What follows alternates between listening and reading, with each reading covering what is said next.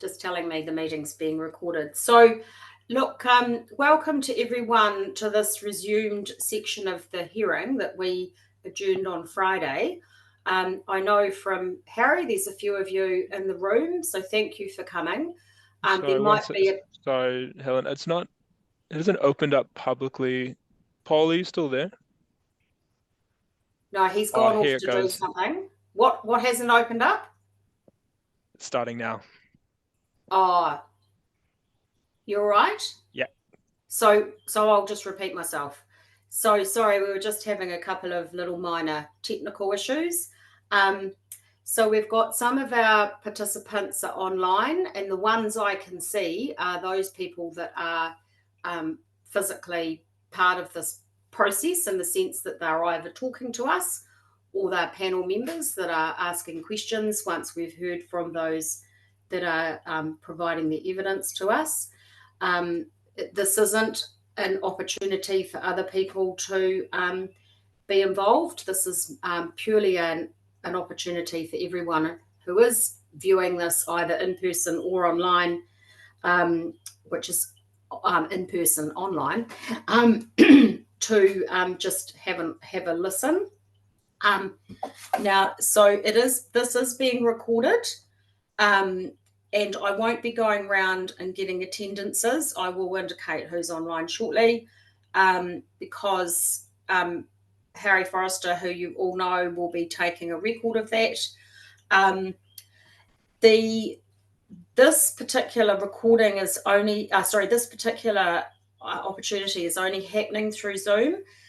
Usually the council use a YouTube video for their meetings, but unfortunately that isn't available today because the council is actually having a full governing body meeting.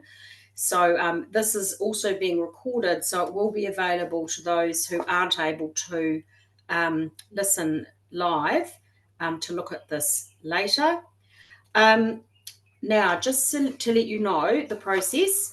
So you've got myself, Helen Atkins, we've got David McMahon and Lindsay Daish, the three commissioners who sat through the hearings last week. So they're all online.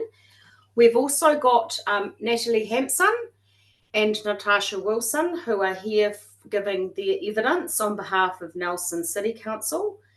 They have prepared supplementary statements, which none of you have seen in advance, and we've only just received them. They will be available later in the day. Attached to Natasha's supplementary statement is a supplementary statement from Jane Hilson, who's the planner who works with Natasha, who did the notices of requirement section of the Section 42A report. And also Nigel Lloyd, who is the acoustic expert who's provided that piece of evidence. Both of those supplementary statements have been attached to Natasha's statement. They will also be available later today. And we won't be obviously asking Natasha any questions about those, but I have asked you to read them out because they need to kind of come into the public record, and that's the way that can occur. Look, also attached to Natasha's supplementary statement is something called Attachment 3. And as I signalled at the end of the hearing, we put some questions to the Nelson City Council regarding the status of the Tahuna Beach Camp permanent sites. And I've shared that question with the legal counsel for TBC, Nigel McFadden. The council has engaged their lawyers, DLA Piper from Wellington, and they have prepared a memorandum which sets out some legal matters. It doesn't, I'm not going to go so far as to say it's a legal opinion, but it obviously includes legal matters in that memorandum. Now, again, we've only just received it.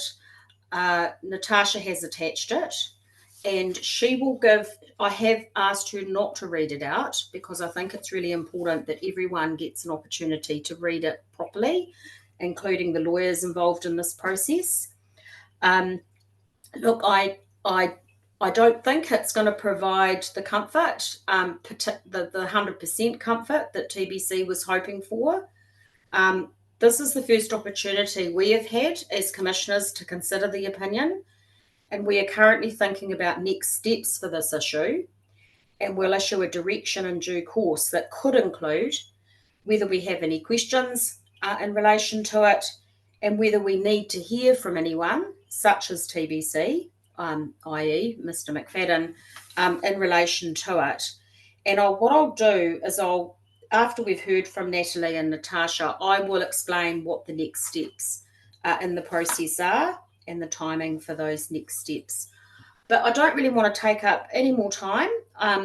As I mentioned, Natasha won't read out the opinion, but she will read out an overview of where things are at with regard to the resource consent, the certificate of compliance, and also the timeline. And then I'll come back at the end and explain the next steps with regard to that legal memo / opinion. So without further ado, I'm going to hand over to Natalie. Welcome, Natalie. Now, for those of you who don't recall, Natalie has done economic evidence for the Nelson City Council. She did a statement that was included in the Section 42A report, and obviously a few things have happened since that report was written, including evidence from various parties. So, like the other people that participated in the hearing, Natalie has prepared a summary of a supplementary statement, which just provides an update of where she currently is at. And I'm just going to hand over to her. I'm going to go on to mute so that no noise interrupts you, and then I'll just come back at the end, Natalie. So thank you very much.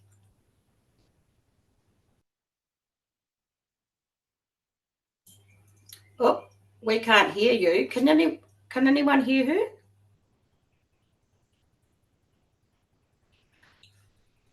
So you're not on mute, Natalie, so I'm not sure why we're not able to hear you. Can you hear me now? Yes. Okay. Maybe your volume was turned down. I've done that before. So no, I can hear you now. The floor is yours. Okay. Sorry, the screen is yours. Thank you. Thank you. And I just was going to apologise if I'm slightly tilted to the side, but I'm reading from a screen just to my right-hand side. No, that's fine. Thank you. And I'm going to start at paragraph 4 of my supplementary evidence. So my summary evidence provides an update of my position on the adequacy of economic effects assessment. I've provided some responses to relevant points made in economic evidence where I feel this may be of interest to the panel, and where appropriate, I've confirmed my view on the scale and significance of certain economic effects, costs and benefits that have not been avoided, remedied or mitigated. So I've just structured my evidence in terms of a brief summary of my evidence in chief, a high-level summary response to the economic evidence of Mr. Carlaw, Mr. Osborne and Mr. Duignan, focusing on the key points of evidence that fall outside specific effects that I have raised. I then provide an update of my position around those specific effects, including matters relating to the MCA and drawing on the economic evidence that's been provided. So in terms of a summary of my evidence in chief, I concluded that based on the material supplied in the application and that I had reviewed, that there had been inadequate identification of potentially relevant economic effects and therefore inadequate assessment of those effects. And this included inadequacies in terms of assessment of the direct costs and opportunity costs on the golf course, from loss of land to the proposed designation and airport zone, and the indirect costs to the Nelson Tasman economy from potential loss of an 18-hole golf course. And these wider economy costs related to the potential loss of general golf tourism attributed to the links course and events only able to be hosted at the links course, plus the costs of existing club members having to travel further to access an 18-hole golf course. I also covered direct costs and opportunity costs associated with the proposed shift in the air noise boundary over a portion of the holiday park, along with proposed changes to rules around ASANs and caretaker accommodation, as well as the potential for wider economic effects that flow on from the effects of the holiday park. There was also inadequacy around the direct cost and opportunity cost of residential and business properties across multiple zones containing ASANs and that may be included in the proposed air noise boundary or ACO, where they were not previously included, or perhaps those that remained in the air noise boundary and ACO but are now subject to more stringent rules, or perhaps a lower obstacle limitation surface.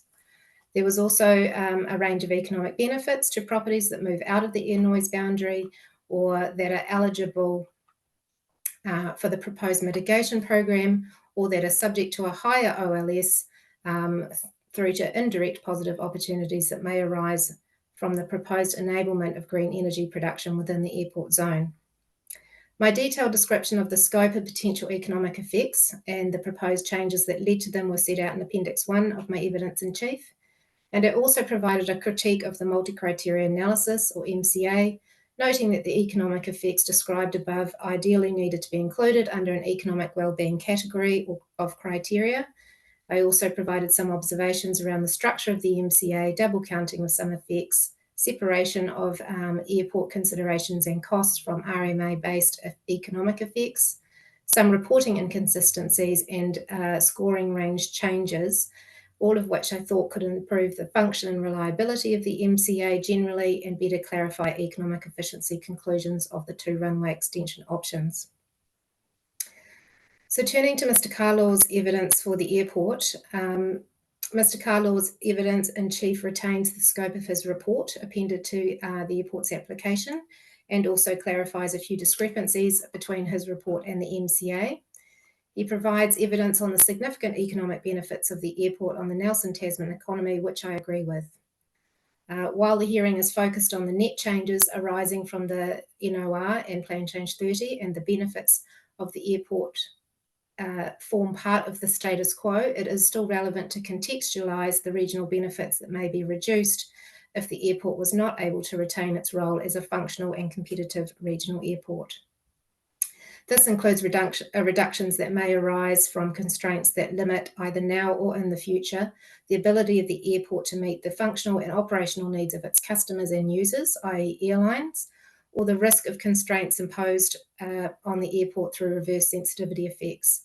And this could be further restrictions on flight times or flight approaches. And as a strategic infrastructure, it is economically and socially important that the airport is safeguarded from inappropriate development that would put its efficient operation and future growth potential at risk. In terms of Mr. Osborne's evidence, he addresses economic effects of the NOR and Plan Change 30 and goes a substantial way towards addressing the scope of economic assessment that was expected in the application. Consistent with Mr. Carlaw, Mr. Osborne highlights the significant contribution of the airport to the region's economic wellbeing. As stated above, I support Mr. Osborne's view that airport operations need to be safeguarded in order to safeguard its significant regional economic contribution. Importantly, Mr. Osborne states that the relevant level of determining the significance of economic effects is at the regional level, and I support this approach. Evaluation of costs in relation to benefits is assisted when there is a common metric or level of assessment. So in this case, the benefits of protecting strategic infrastructure and ensuring a safe and resilient functional airport with reliable air transport services are regional benefits, and this requires costs to be considered at the regional level. However, local effects are also relevant. Direct effects are often localised, and one must consider local effects, including cumulative local effects, in context to then understand the potential for wider indirect effects. So context is very important. Mr. Osborne has based his assessment of the effects of the air noise boundary and ACO in his evidence in chief on residential properties, on a spatial assessment that compares the total and net change in affected properties in residential zones for the northern and southern extension options. He has not assessed affected properties in business zones. He clarifies that his assessment of residential properties differs from the Marshall Day assessment of affected dwellings. The property count is lower than the dwelling count, but of a similar magnitude. A property count approach is necessary to address the opportunity cost for further dwelling intensification of impacted areas, and therefore is appropriate. Mr. Osborne focuses on the differences between impacted residential properties in the northern and southern option, concluding that while they both impact more properties than the status quo, that there is not a lot that separates the two options. This perspective is relevant from an MCA perspective, i.e. evaluating options. His results, consistent with Marshall Day's figures, show that the northern extension option impacts relatively more total and net additional residential properties than the southern option. I note that Mr. Osborne responded to questions in the hearing around the cost of the proposed mitigation program.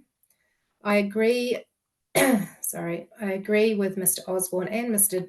Duignan response to the panel on that matter, that it is an operational cost for the airport and one that they can presumably afford, else it would not have been volunteered. And it is not a cost that is relevant in RMA terms. It falls under the category of costs of doing business. And I'd just add, though, while the cost itself is not an RMA effect, the mitigation potential of that program is relevant under the RMA.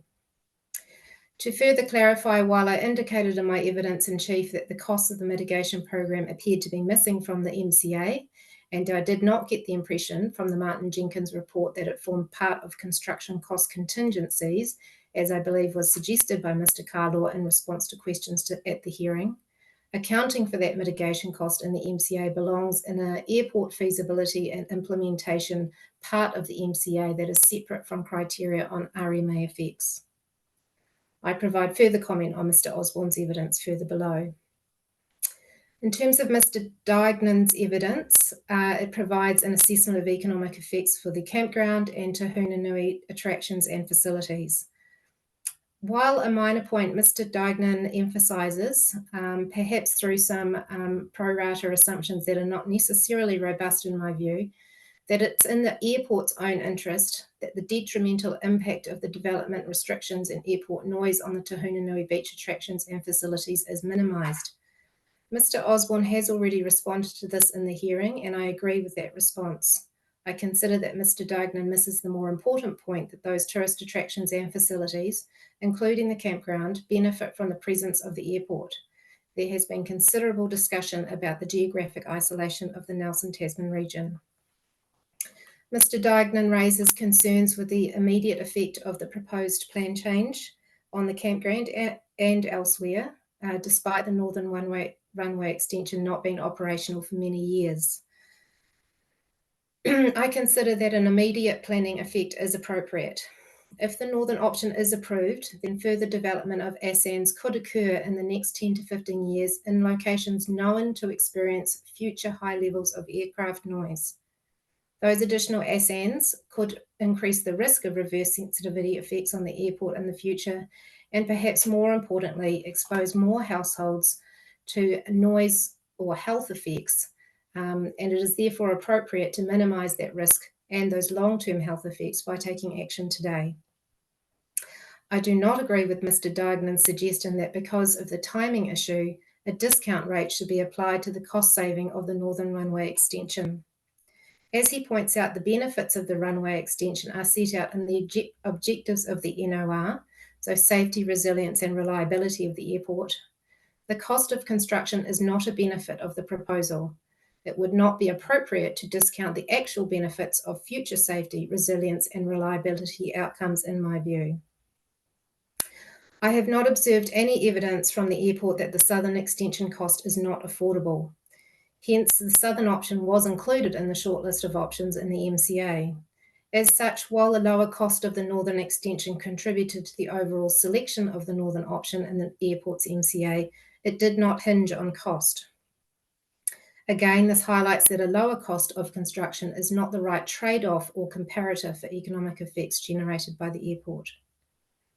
I provide further comment on Mr. Duignan's evidence further below.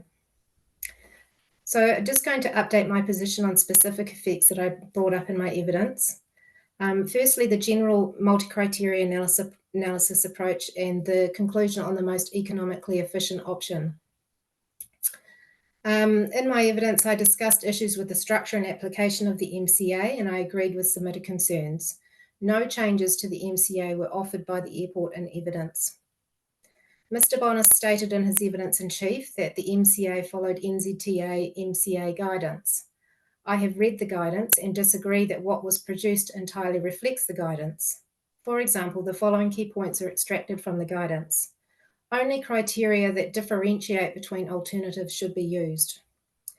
Double counting of criteria should be avoided. Criteria should be categorized separately into critical success factors, which include objectives, achievability, affordability, value for money, supplier capacity, capability, and scheduling programming. And separately from that is the impacts and opportunities. And they include RMA effects, as well as climate change mitigation and adaptation, cumulative effects, impacts on Te Ao Māori, and property impacts. Another point from the guidance is that the whole of life cost of an activity should be included in the MCA process, but should not be included as an MCA criterion or scored. You should also avoid using an excessive number of criteria, as this could skew the results of the MCA. As a result, aim for about 8 to 15 criteria. Including too many criteria can increase the risk of double counting, result in criteria scoring balancing out, or key criteria being outweighed by multiple other criteria. The scoring system used needs to have enough range and sufficiency to discern the benefits and/or effects of the various options. Sensitivity testing, you should include scenarios that test how including or excluding affordability or value for money changes assessment rankings. And lastly, the guidance also recommends that if an alternative or option has negative effects on particular vulnerable social groups, the project team should identify these and consider whether additional measures can be introduced to avoid, remedy, or mitigate these effects. I consider that the economic efficiency conclusions of the MCA need to be limited to effects relevant to the RMA and not blended with the financial considerations. This is supported by the NZTA guidance. Mr. Osborne, Mr. Dignan, and I are in agreement, I believe, that the economic effects in the MCA need to be isolated rather than grouped with criterion that may result in double counting and kept separate from financial cost to the airport and viability criteria. In paragraph 80 of my evidence in chief, I supported submission 525 that determined that the most economically efficient option could not be robustly determined based solely on the Martin Jenkins report and the 3 criteria that Mr. Carlaw assessed. Mr. Carlaw concludes that in terms of the MCA options in his assessment, that because both the North and the South option extensions provide a largely similar economic benefits in his assessment, that the northern option is preferred because it has a lower cost of construction for the airport. I maintain my position that Mr. Carlaw's assessment is not sufficient to inform which option is the most economically efficient, as it has not considered key economic effects relevant under the RMA, and his approach is not consistent with the NZTA guidance. Mr. Osborne concludes that when assessing economic effects at the regional level, most potential economic effects of the 2 options would not have major positive or negative impact. The exception is the impact on the golf course, which is the only impact to reach that threshold. This results in net economic costs for the northern option, and this is counter to Mr. Carlaw's view that the northern option is the most economically efficient. I agree with Mr. Osborne's conclusion that the northern option is not preferred in an MCA sense when considering just the economic effects relevant under the RMA. Mr. Osborne goes on to say that while the northern option is not the most economically efficient option, this result would not change the overall result for the MCA. And based on its structure, its current structure, I'd agree. But based on a revised structure where RMA effects are evaluated separately from and excluding the financial costs and implementation risk for the airport, I think the results are more finely balanced than has been conveyed. I note that the economic and social effects categories would, on evidence, show a preference for the southern option. The scoring of landscape effects is what seems to tip the overall RMA effects towards preferring a northern option, with little difference in terms of the ecology scores. I note that the landscape category is afforded 12 out of the 46 criteria to be scored, which is 26%, and a considerably higher share of total RMA-based criteria. So the whole structure of the MCA has been highly skewed towards landscape effects, something that the NZTA guidance warns against. Mr. Cross has also provided evidence during the hearing highlighting the imbalance caused by the landscape criteria. I still have residual concerns with the MCA evaluation as a tool to synthesize the relevant and relative RMA effects of the two options. Like Mr. Cross, I consider that the MCA should be disregarded, and in the absence of a new and more robust MCA, the decision on which option is most appropriate should instead be based on the technical assessments and evidence. Just on the payload restriction benefits, in paragraph 81 to 82 of my evidence in chief, I agreed with the submitted concerns about a lack of evidence that quantified the moderate to major positive economic effects of removing payload restrictions. While not covered by Mr. Osborne or elaborated on by Mr. Carlaw, I now acknowledge that evidence was provided by Dr. Orchard and further discussed in the hearing on the payload restrictions, as well as the nature of the economic effects and service reliability consequences that result from those restrictions currently. While I acknowledge Mr. Dignan's considers that these constraints cannot be material if the airport are willing to maintain the status quo for 10 to 15 years, I consider that moderate to major economic benefits are justified by the evidence provided and that a long-term view is important. In paragraph 84 to 85 of my evidence, I agreed with submitters about a gap in the evidence around potential economic effects of the changes in the OLS. Mr. Osborne identifies the 7 residential properties where the OLS height limit is less than plan enabled in the NRMP. He considers 7 impacted properties to be an immaterial economic effect across the Nelson Tasman region. I support this conclusion, particularly given that the proposed change is to help mitigate the potential economic effects on those properties.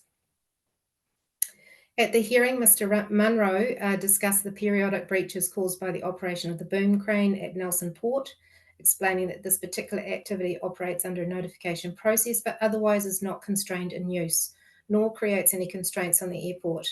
Overall, I consider that any potential effects resulting from the relating to the OLS have been adequately assessed, and any unmitigated effects will be less than minor when assessed at the total Nelson City level.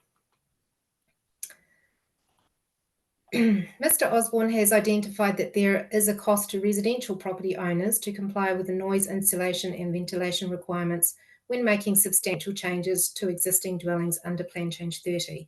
And Kāinga Ora have already also provided useful information on that at the hearing.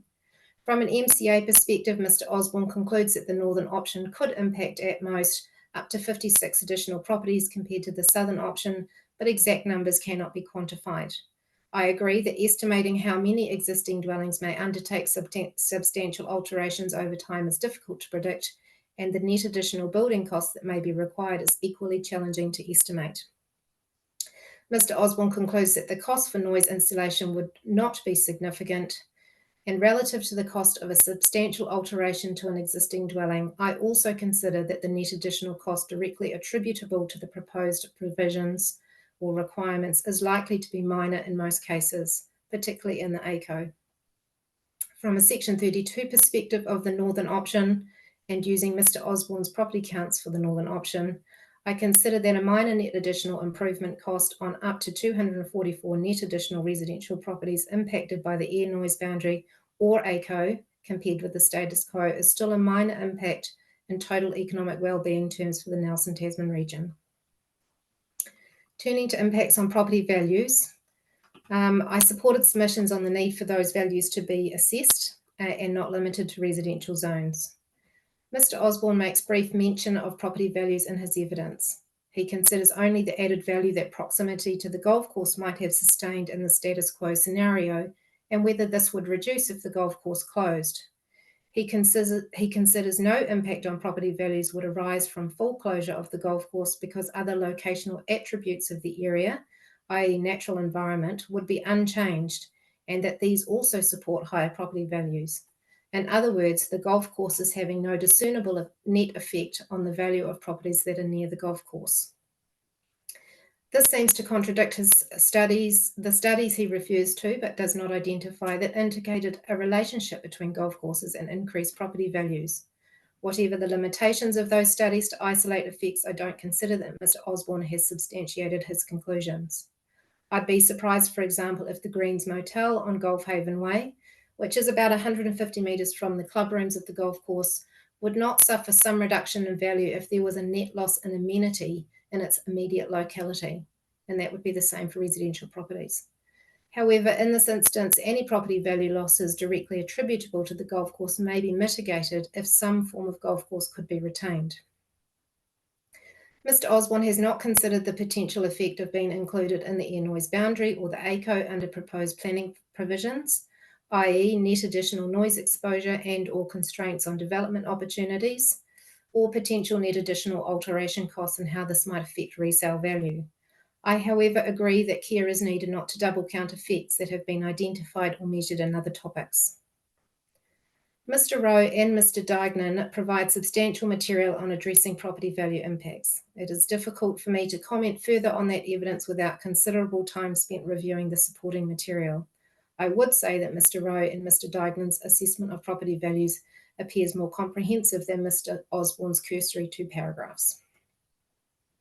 Overall, I consider that the cumulative changes proposed by the airport will have an adverse effect on the value of some properties that cannot be mitigated. When considering the number of potentially affected properties, though, in the context of properties in the region, the significant majority of which have no loss of property values attributed to the NOR or plan change, I consider that such effects will be minor on overall economic well-being.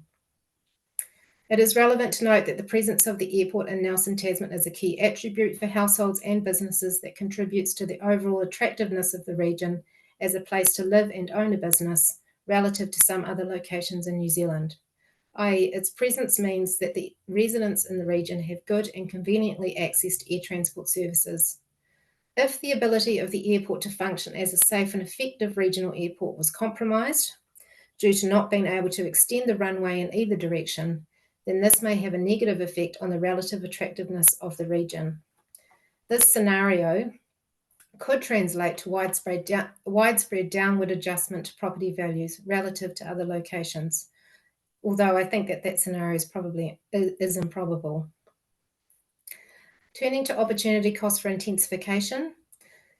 In paragraph 100 and 101 of my evidence in chief, I identified submissions that raise concerns about adverse effects on development opportunities, particularly around Tahunanui. I did, however, disagree with the assertion that the proposal would lead to more greenfield expansion, urban sprawl, noting that this would only arise if there was a shortfall of capacity in the rest of the Nelson Tasman urban environment. Mr. Osborne has assessed the development capacity that is plan enabled on affected properties. So that's the additional yield through subdivision and irrespective of existing dwellings. He correctly identifies that this is an upper limit of the effect on intensification, as it does not account for what share of that plan-enabled capacity would be feasible to develop today or in the future, or reasonably expected to be realised. He helpfully shows the impact under Plan Change 29, proposed densities, and notes the compounding influence of the flood hazard overlay.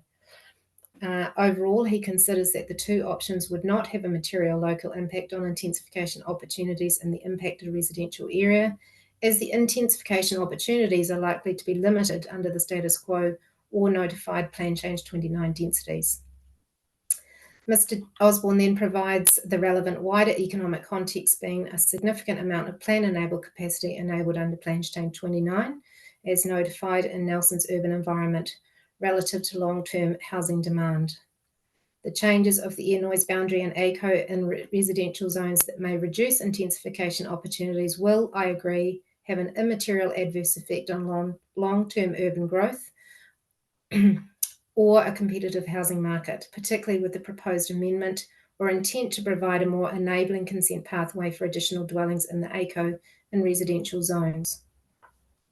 I note Kāinga Ora's presentation at the hearing, where it was identified that intensification of their existing social housing stock in the ACO was like a likely requirement to meet future housing needs. I was not clear from their evidence what share of redevelopment potential the properties in the ACO represented relative to Kāinga Ora's properties elsewhere in Nelson City.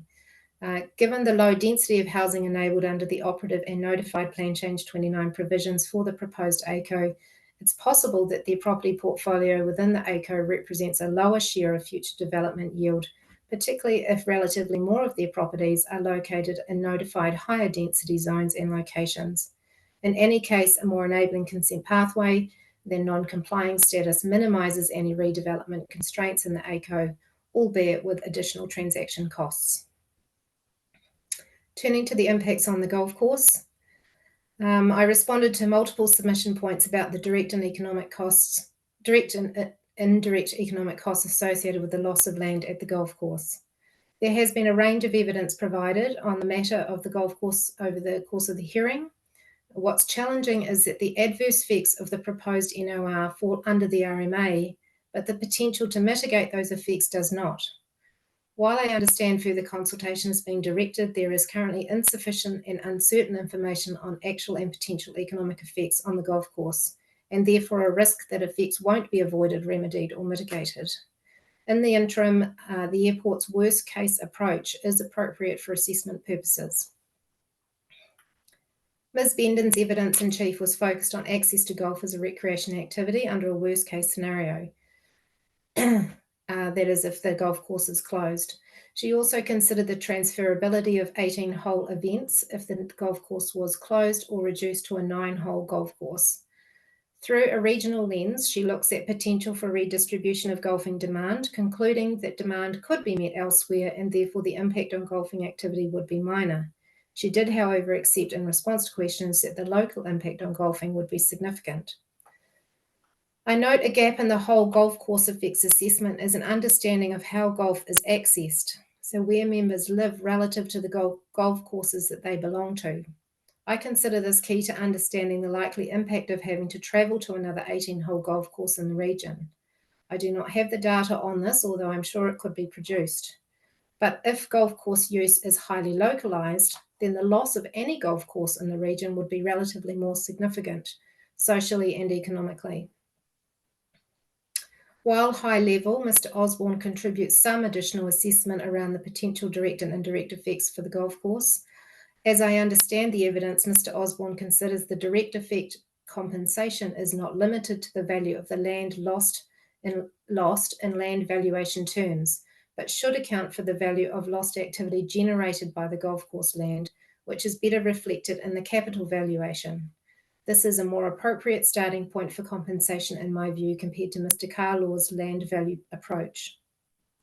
With respect to indirect economic effects, Mr. Osborne recognises the potential reduction and worst case scenario loss of golf course operational expenditure and visitor spend attributable to the golf course and the relevant multipliers for that spend in the regional economy. Combined, Mr. Osborne indicates that this could equate to an annual contribution of regional GDP of around $7 million based on studies carried out elsewhere. The maximum loss if the golf course closed would therefore be $7 million in GDP per annum over the long term. Mr. Dignan considered this contribution would be higher, and I do not have data that can validate either assumption. However, Mr. Osborne considers the potential indirect effects could be less if a smaller golf course could remain operational and because of the strong mitigating factors, including the ability of spending by local members and visitors to be transferred elsewhere in the economy. He concludes that the likelihood that indirect economic effects on the region would be significant is remote.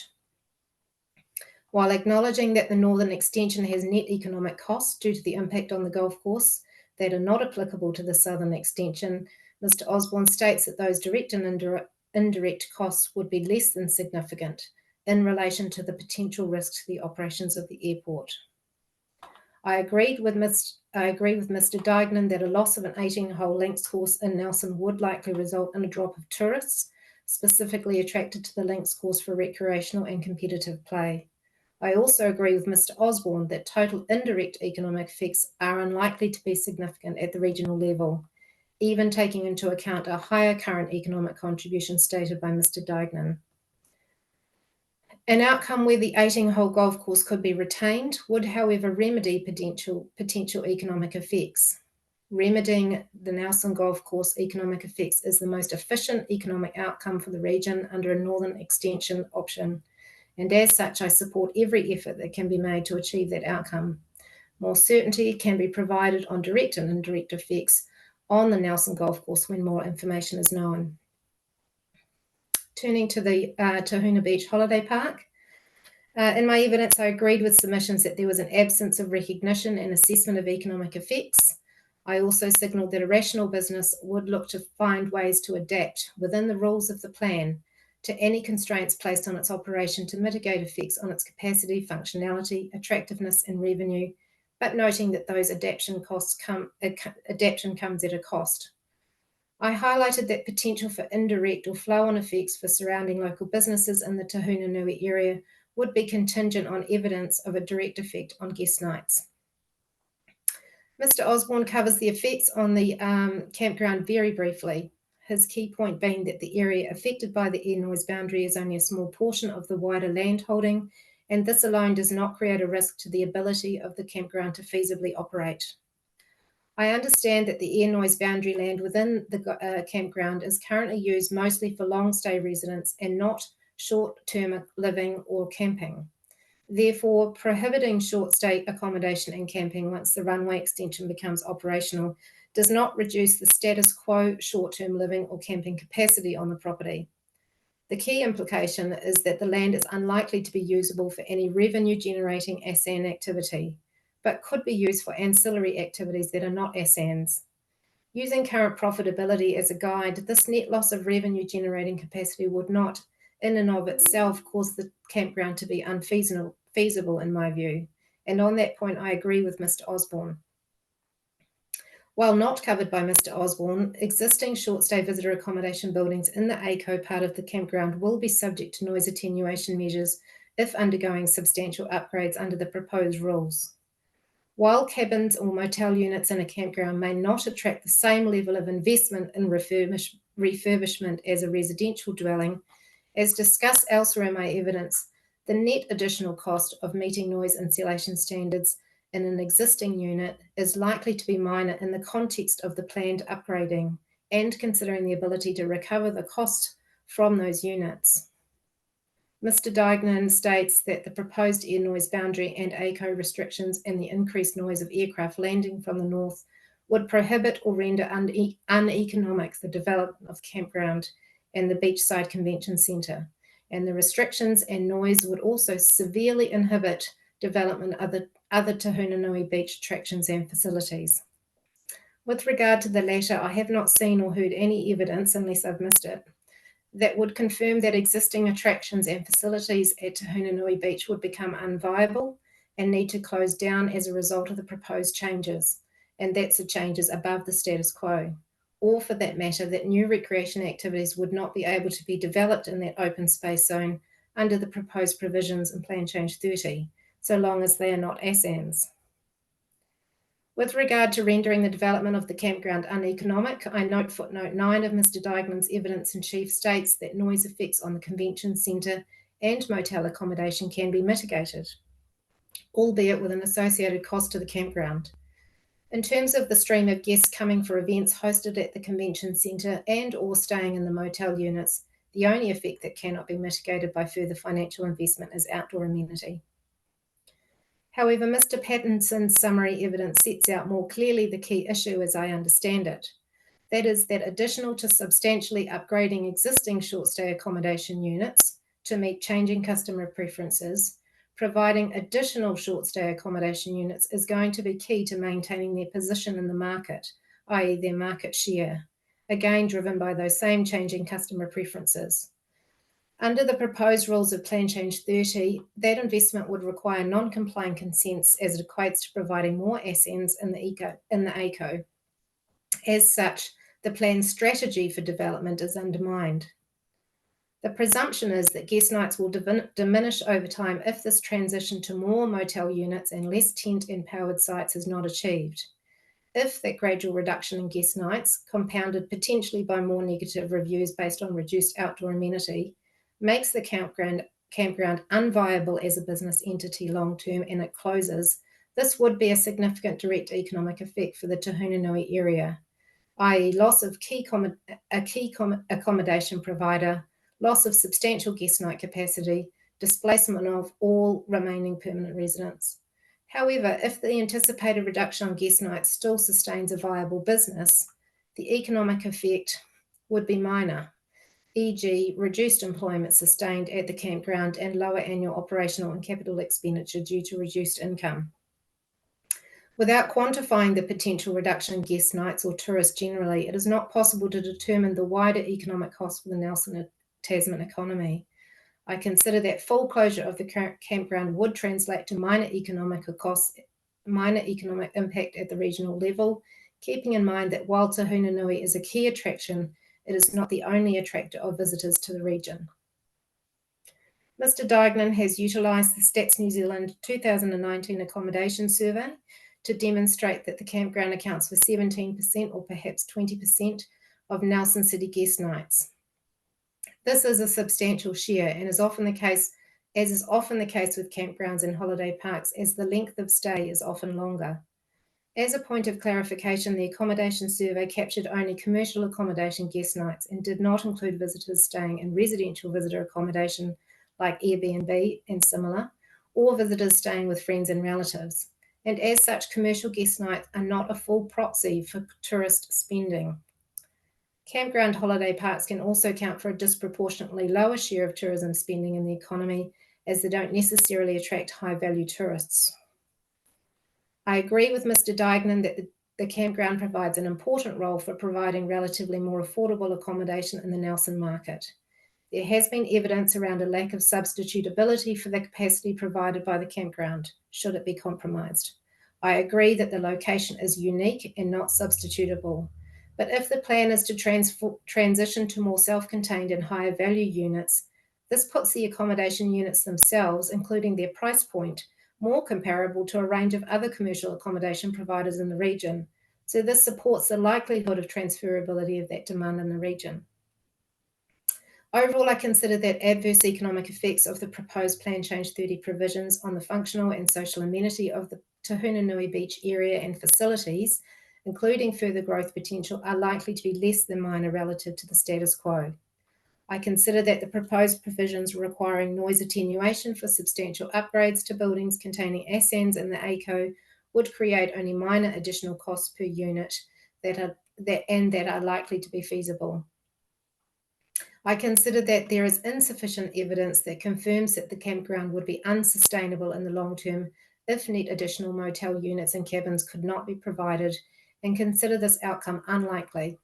As such, I consider indirect effects of the NOR and Plan Change 30 on the campground are also likely to be minor.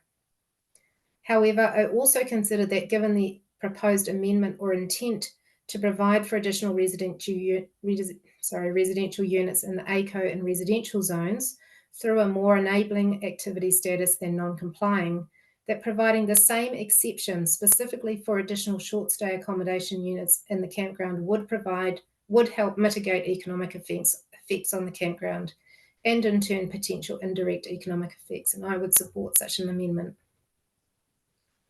I've also considered the presence or the inclusion of industrial and trade-related activity in the airport environs precinct. Airport environ land is a limited resource, and airport companies will consider very carefully the trade-offs of using that land for non-airport related activities versus development for other revenue-generating activities. Those decisions will take into account a long-term view of potential future demand for airport-related activities, i.e. future airport growth. Vacant land close to the terminal and able to access runways and aprons directly is likely to have relatively more value for airport-related activities in the future, and therefore is more likely to be preserved when feasible to do so. That said, all sizable airports rely on multiple streams of revenue to fund operations and capital investment, and the ability to generate funds from leasing land and or buildings on airport-owned land is important for overall viability. As an example of how important this can be, during COVID-19, the lease income from non-airport related activities at Christchurch International Airport, that were not impacted by travel restrictions was invaluable in maintaining airport-related jobs and basic services over that time. From a demand perspective, businesses will consider the trade-off between price and location, noting that the district plan does provide choice for those sorts of businesses and assuming those other zones locations offer some sort of development capacity. Not every business will consider a location in the airport environs precinct advantageous. As such, providing for such activities in the airport environs precinct does not mean that it creates an opportunity for every future business that is enabled that may seek to establish in Nelson, Tasman. The vacant land in the airport environs that would not be expected to be highly valued for those activities that require direct access to runways and taxiways or are relatively close to the terminal is a relatively substantial area. I consider that it would likely include some vacant sites on Trent Drive and the large vacant area between Bolt Road and the golf course club rooms. I support enabling industrial activities, which is proposed to include the distribution of goods in the airport environs precinct. My support extends to airport-related and non-airport-related industrial activities. The key alternative location for these activities is the industrial zone. Industrial zones are not typically protected in a policy sense from distributional effects. Further, the airport adjoins a large industrial zone, so industrial activities that may establish at the airport would still be broadly concentrated in that part of Nelson. No material adverse economic effects are anticipated should the airport choose to provide for industrial activities. With respect to trade-related retail, the city fringe provides for larger retailers or wholesalers, and the industrial zone provides for some large format retailing in the Schedule N area, which is known as the Junction, and this specifically includes trade-related activities. The Junction area has a GFA cap. Once filled, it will be important for development capacity for those activities to be provided elsewhere in accordance with the NPSUD. However, aerial imagery indicates that there is still development potential on the site to provide for demand growth. Dispersing trade-related activities to a new potential location at the airport does create a potential opportunity cost to establish such activities in the city fringe area, where it may also have flow-on benefits for the city centre, depending on the location of the sites and its ability to link strongly to the city centre. Similarly, it creates an opportunity cost to establish additional trade-related activities in the junction. These opportunity costs can be considered as a potential slowing of growth in those locations that might otherwise have been the case. The effect is not permanent, but will last until the development capacity at the airport environs precinct is fully taken up, which may be in the short, medium, or long term. It entirely depends on the demand for the airport location by trade-related and other activities, and how much of that available land is made available to trade-related versus other activities in the airport environs precinct.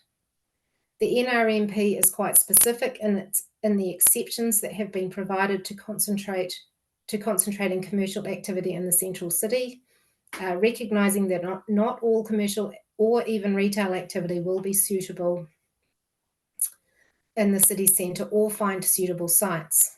The main outcome of the operative provisions is still to manage effects on the city centre.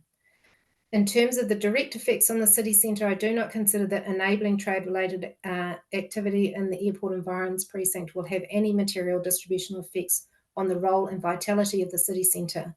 As Mr. Osborne stated in response to questions, the city centre is not typically where trade-related activity is enabled, or if it is enabled, would seek to locate given other opportunities.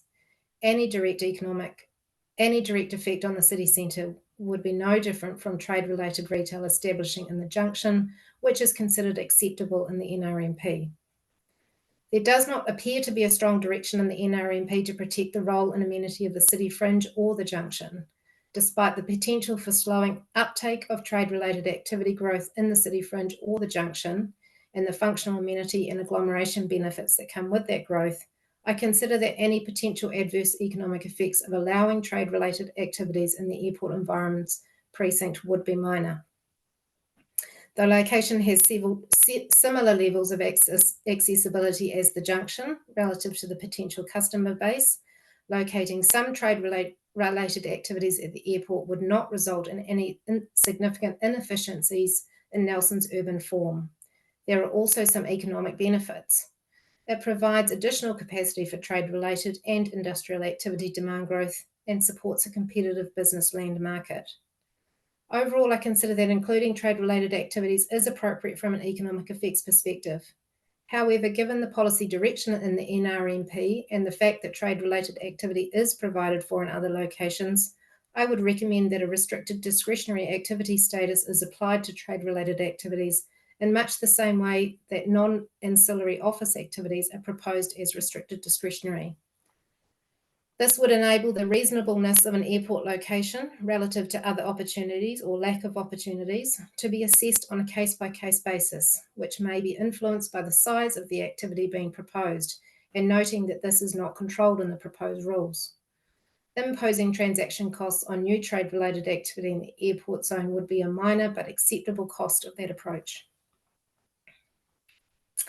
In conclusion, based on the evidence provided, including during the hearing, I am in agreement with Mr. Carlaw and Mr. Osborne that the runway extension with Reese's is necessary to safeguard the airport's operations and its economic contribution to the region over the long-term future. The MCA remains unreliable for its intended purpose of evaluating the two runway extension options.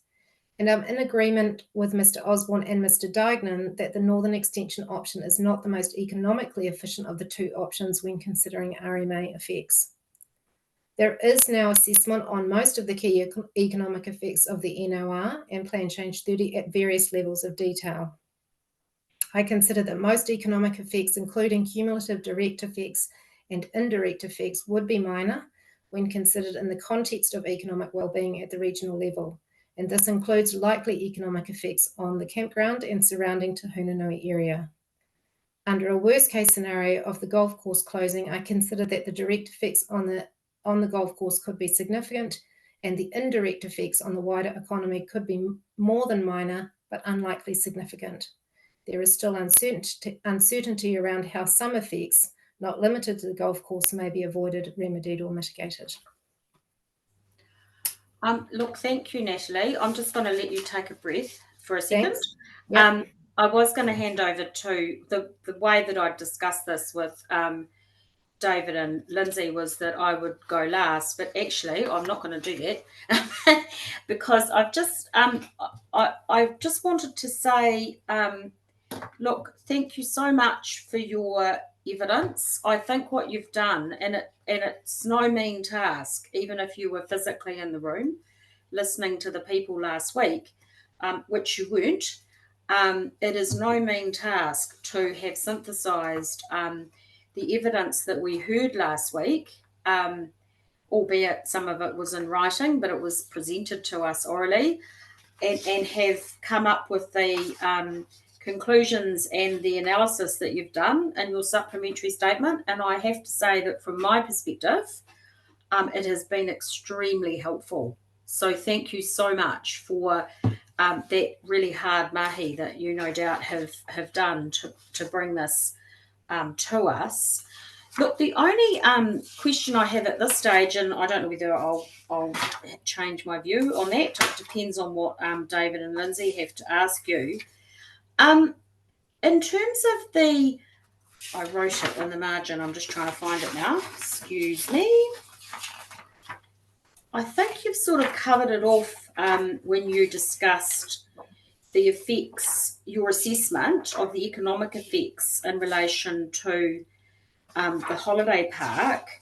But what I was wondering is, would your economic analysis change at all if it was concluded, and this is not necessarily by us, but if it's concluded that the 115 or so permanent sites, so there's this argument, as you know, around the permanent sites, and there's about 115, which means there's probably more than 115 individuals, but 115 sites that are permanent sites. Would your analysis change if that was found to be the case? Because I guess what it does in terms of the analysis that we've been given and that you've also provided, is that those sites would then also be required either to relocate on the campground, so they're not within the most restrictive areas, or alternatively, if relocation isn't possible, or they're within the least restrictive alignment, they would have to be subject to noise mitigation. Does that change your thinking at all?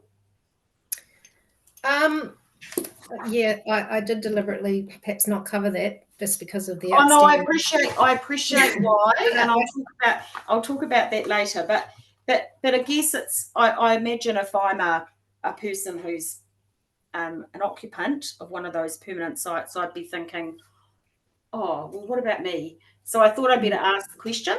Yeah, so I don't know exactly how many of those permanent residents are actually in the air noise boundary, because it's my understanding it's just those ones that would need to relocate. Correct. I understand there is capacity, land capacity to accommodate them, but it's about whether the provisions would allow it. Correct. I guess if there was an agreement that a transfer of existing long-term residents would be enabled through some sort of exception in the planning rules, then that is a neutral outcome, and I think that would be great if they could be maintained. The issue that remains is whether they can achieve the noise attenuation that would be necessary in the ACO. And I don't know what the solution to that would be, because as you say, if you just picked up those existing units or dwellings, they're not necessarily, and just shifted them, they're not necessarily of the type of dwelling that's easily attenuated. Yeah, and I don't know what the solution would be, whether the, I don't know if there would be, it would be fair for the airport to have to contribute to the cost of that, because then it opens up the risk of them having to contribute to the cost everywhere else in the ACO. That's correct. Yes. I mean, I think that, and I agree. It's not your expertise to comment on the issue around mitigation and the practicality relating to mitigation. And we heard from experts, including, John Stiles was there giving evidence for the Tahuna Beach Camp, focusing more actually on the not the ACO, the more restrictive areas. And he acknowledged that for and again, we don't have the exact numbers either, and we have asked for some information about that, and we're expecting to receive some information from the airport company. But he acknowledged that in some cases, some of those properties would not be able to be completely noise mitigated, and he did say they would therefore likely to need to be moved. And as you say, there is space, but there is some complex legal and planning matters that would need to be sorted as between the camp and Nelson City Council before that could occur. Look, that was my only question, I think, because I found your evidence, your supplementary statement, to be extremely clear. But I'm going to hand over to Lindsay and then David to see if they've got any questions. I'll just turn myself onto mute. And Lindsay, you can go first. Thank you, Ms. Hampson. I agree with the chair that you've synthesized some very complex issues down into 20 pages, and that is most helpful. There is a couple of points I wish to discuss, if that's okay. Para 23 of your summary statement, and at the bottom of that paragraph, you say, I consider the Mr. Dine and misses the point, misses the more important point that those tourist attractions and facilities, including TBC, benefit from the presence of the airport. How do you come to that conclusion? Do you know, for example, that people will fly into Nelson Airport with the particular purpose of going to the Tahuna Beach facilities? I don't know for certain, but Mr. Dygan's own evidence was trying to use some ratios about how many tourists come in via the airport as a share of total tourists in the district. So if you apply that same rationale, he's saying that a portion of those guests are actually coming via the airport, and that's definitely likely. So whilst I haven't done the maths, he's taken a similar approach of assuming that there is a share that are dependent on air travel to get there, and I'm saying that benefit is both ways, so that the airlines benefit from the attraction of the attractions at the beach, and those businesses actually rely on tourists, and some of those will be tourists that can only come via air. So I just think it's a mutual benefit. Yeah, okay. Intuitively, you would have thought, though, that number of people coming from going to the Tahuna Beach Camp, for example, will be self-mobile. They have their own vehicles as well. So just thought it was a little bit odd that there is a relationship between the camping ground itself and visitors potentially using the airport. I didn't think the correlation would be quite that clear. I think in future it might actually grow, because if they are transitioning more into self-contained accommodation, it puts it a bit more on par with other hotels or motels in the district, and so they may be less likely to be car-based arrivals. So yeah, I think it's something that may change slightly over the time, and I think that paragraph's not limited to just the campground, but those tourist attractions down at the beach, which would attract, I'd imagine, a full range of tourists, including those that arrived through the airport. Okay, fair enough. Probably of greater importance is in relation to the assessment of alternatives, which has been carried out by the airport to date, and you, in both your evidence in chief and in your summary statement, have criticised the way in which the MCA process has been applied here from an economic perspective. One of our roles in terms of recommending whether the notice of a requirement proceed is whether or not we consider that there's been an adequate assessment of alternatives. From purely your economic point of view, and obviously economics brings in strains of other things as well, have you landed on a position where the assessment of alternatives is adequate from an economic perspective? I think across the evidence that's been provided and through the hearing process, you have got adequate assessment evidence in front of you that the northern option is not the most economically efficient of the two options. I think that's been agreed at least between Mr. Osborne and Mr. Dygan, and Mr. Carl's the only one that perhaps has a different view, but limited to the way in which he was asked to assess that. So I think you have got adequate information from an economics perspective. Okay, thank you. My last question is really in relation to your conclusions right at the very end. And I'd really appreciate you explaining to me in a little bit more detail on it, and that is related to the last point you just made, actually, is about how you are in agreement with Mr. Osborne and Mr. Dynan, your 98.3 of your conclusions, that the northern extension option is not the most economically efficient of the two options. Can you just explain to us relatively simply how you came to that conclusion in support of Mr. Osborne and Mr. Dynan? If I think so not every effect of the plan change and the designations has been covered, but I agree that the main ones have. And Mr. Osborne's evidence is helpful in that he's identified the relative number of dwellings or residential properties affected north and south. And I agree with him that on balance, there's not a lot that separates the two.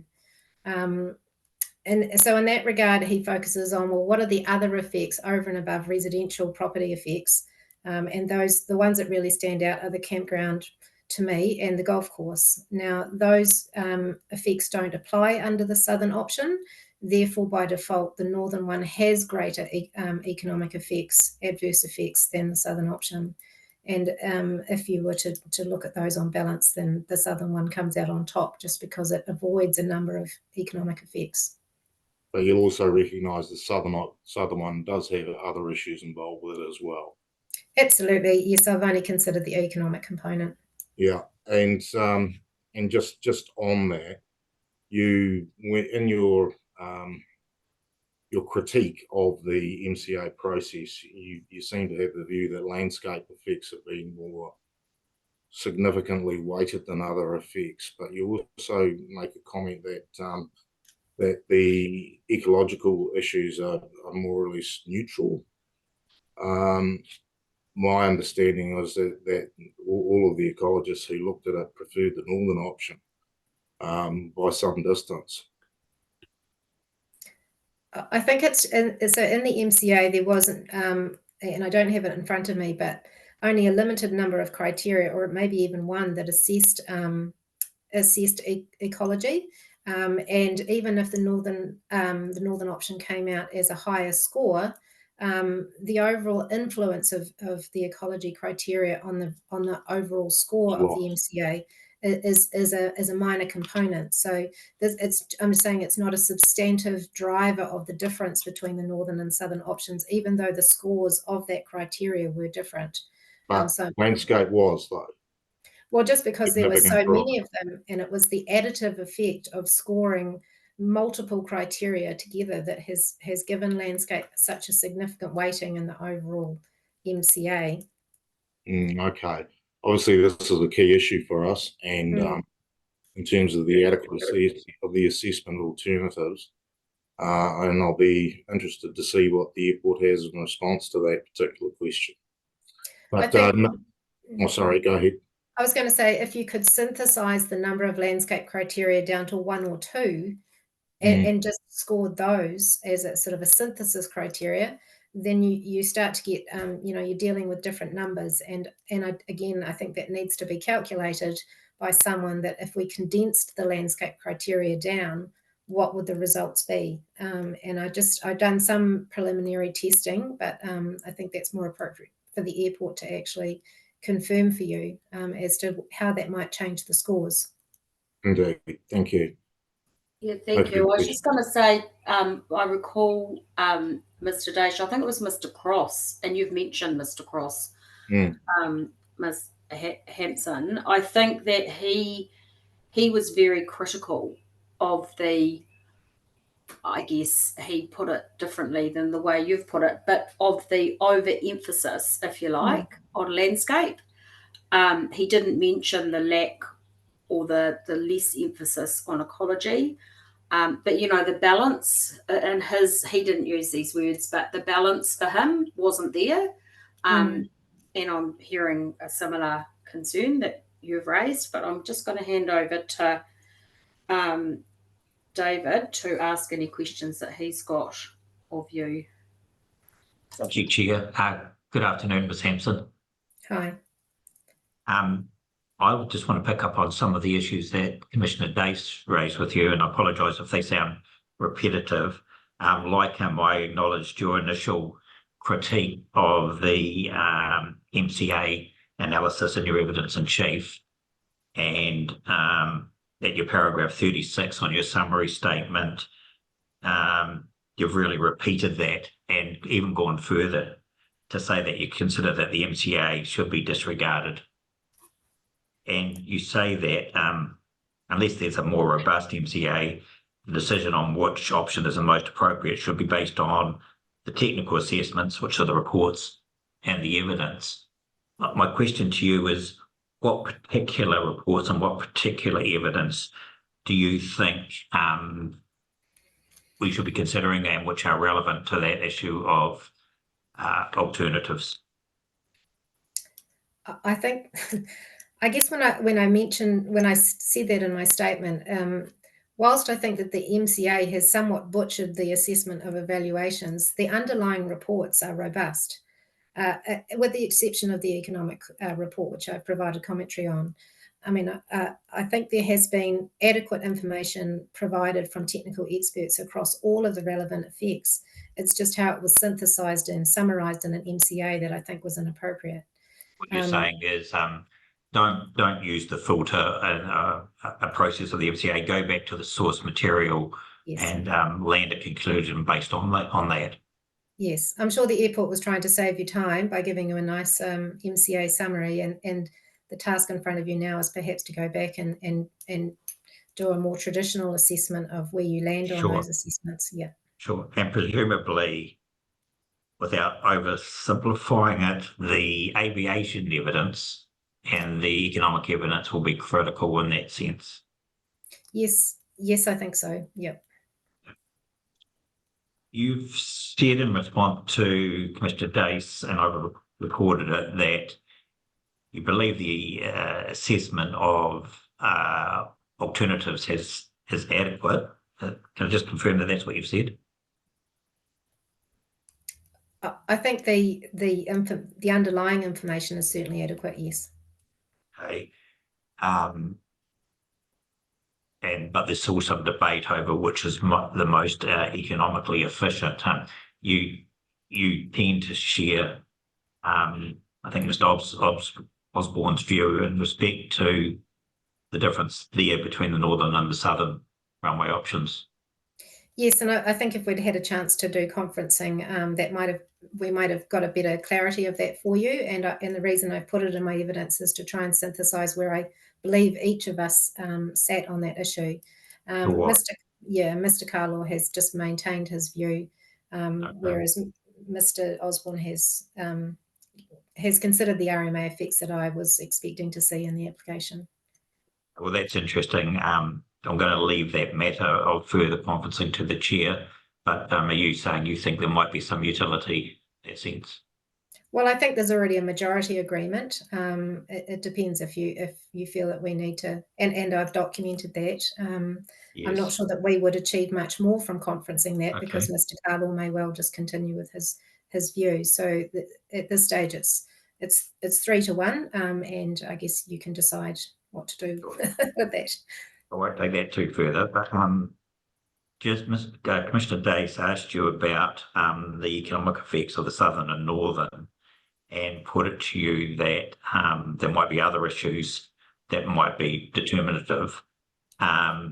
You responded that you agreed with that, but you also said that the southern, that apart from residential property effects from an economic point of view,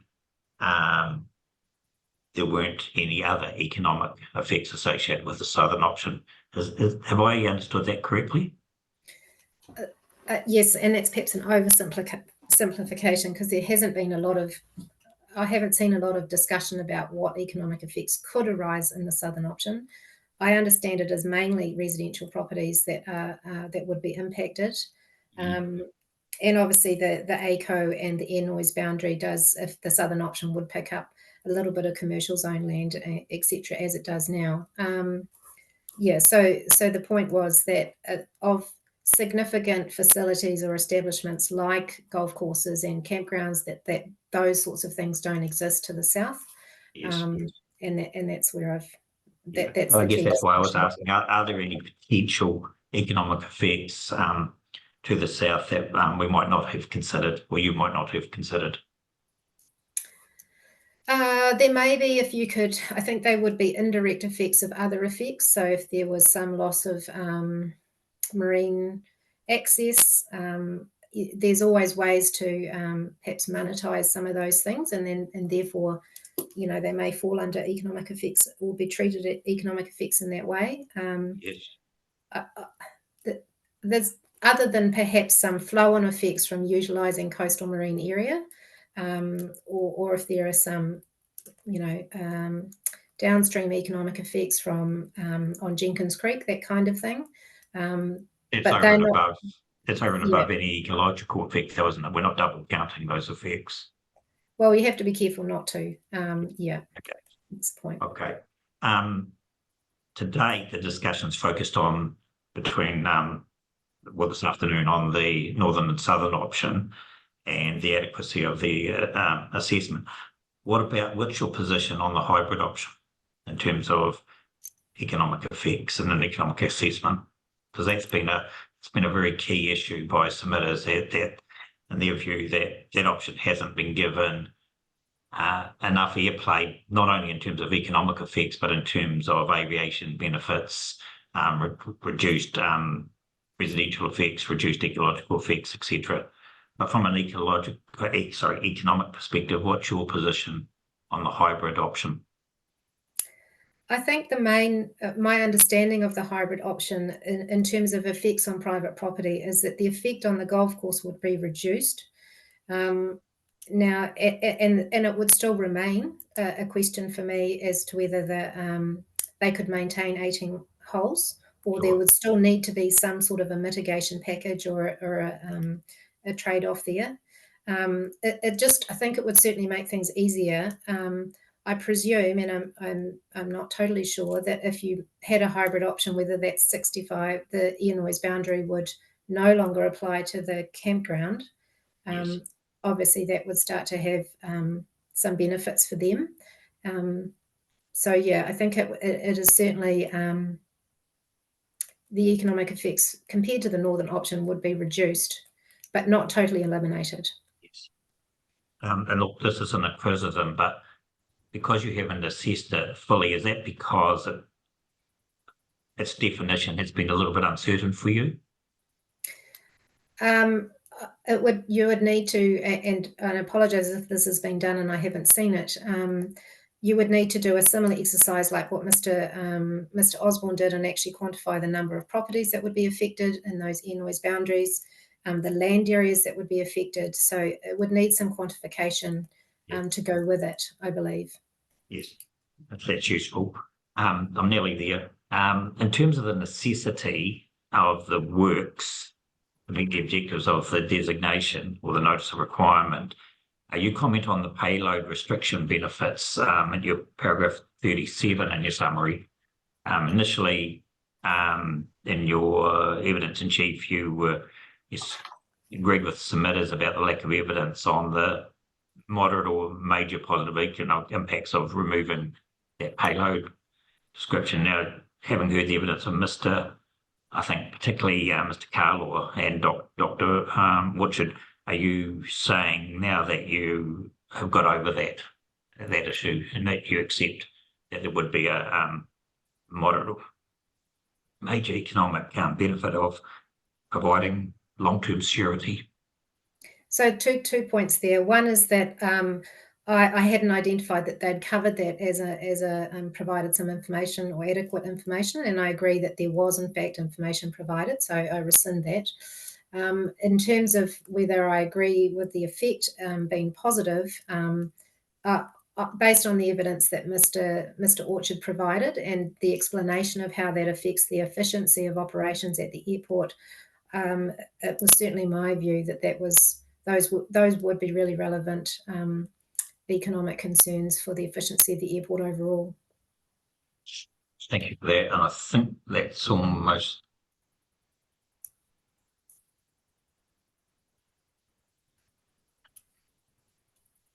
Oh, sorry, just one final matter, and it's the industrial and trade retail issue.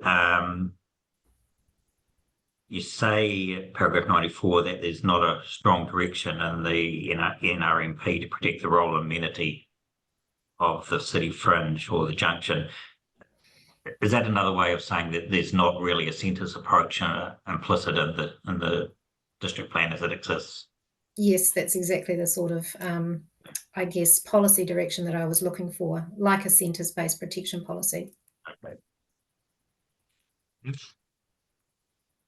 The recommendation to make trade activities, restricted discretion activities taken up, what would you envisage would need to be the matters of discretion that would need to apply to that activity status? Given that I presume we won't, retail bleed isn't an issue that, or for the reason for making them an RDA? I think when we discussed this with Natasha, Ms. Wilson, one of the concerns is that because the size of these trade retailers is not has not been volunteered as a control, that it could ultimately provide for very large scale trade retail activity like a Bunnings or I know there's a Mitre 10 already, but those sorts of activities. So you would need to perhaps assess, that obviously triggers concerns around traffic effects and all those standard things that come with large format retail. So I think that would be relevant. I think I'm not a planner, but maybe some effects around impacts on it's tricky not to get too involved and just to skirt around trade competition effects, but Yes. maybe perhaps I think what we're trying to get to here is like, can you demonstrate that this activity needs to go at the airport and cannot go somewhere else that perhaps was prioritised by the plan? Yes. So you'd need to perhaps do a demonstration that it was that there was no suitable development capacity elsewhere. If that can be codified in a planning provision, I'm not sure. Yeah, and look, that might be a question for Ms. Wilson, but you're saying that there's no out and out economic matter of discretion that would need to be included. Well, I think those issues around urban format and development capacity do fall under the economic umbrella. It's not about the vitality and of the city centre, though. Yeah, not traditional centre-based ones for people, that protect vitality and vibrancy and those sorts of things. I don't think that either the junction or, the city fringe definitely does have some of that, and I know that is identified in the NRMP, but certainly not the junction as an industrial underlying zone. I wouldn't have thought that the vitality and vibrancy of that location is vital to protect. I'll just reiterate the comments of the Chair and Commissioner Dace about the way in which you've synthesised these matters from the hearing. That's been very useful. Thank you. You're welcome. Thank you, David and Lindsay. And again, I just thank you very much, Natalie. I'm going to call you Natalie rather than Miss Hampson. I think that your evidence, your answers to questions have been really helpful. One of the bits of homework that I'm not going to provide today is to ponder, and we'll do it collectively. I'm just letting my fellow commissioners know whether or not we consider that economic conferencing, very narrow focused, probably online economic conferencing is required. And I'll make some comments about that later. Yes. So, look, thank you so much. What I'm going to do, just for your benefit, Ms. Wilson, is I'm going to I don't think I did this before, but I'm going to say it now. Now, I appreciate that unlike when we're physically in the room, those who are physically in the room have the benefit of having been given the material that the people here are reading out, and unfortunately it was just not possible to do that from a practical point of view, but you will have it after this session. And attached, as I mentioned, to Ms. Wilson's evidence are 3 attachments, and I'm going to get her to deal with them, and I'll explain what they are shortly first.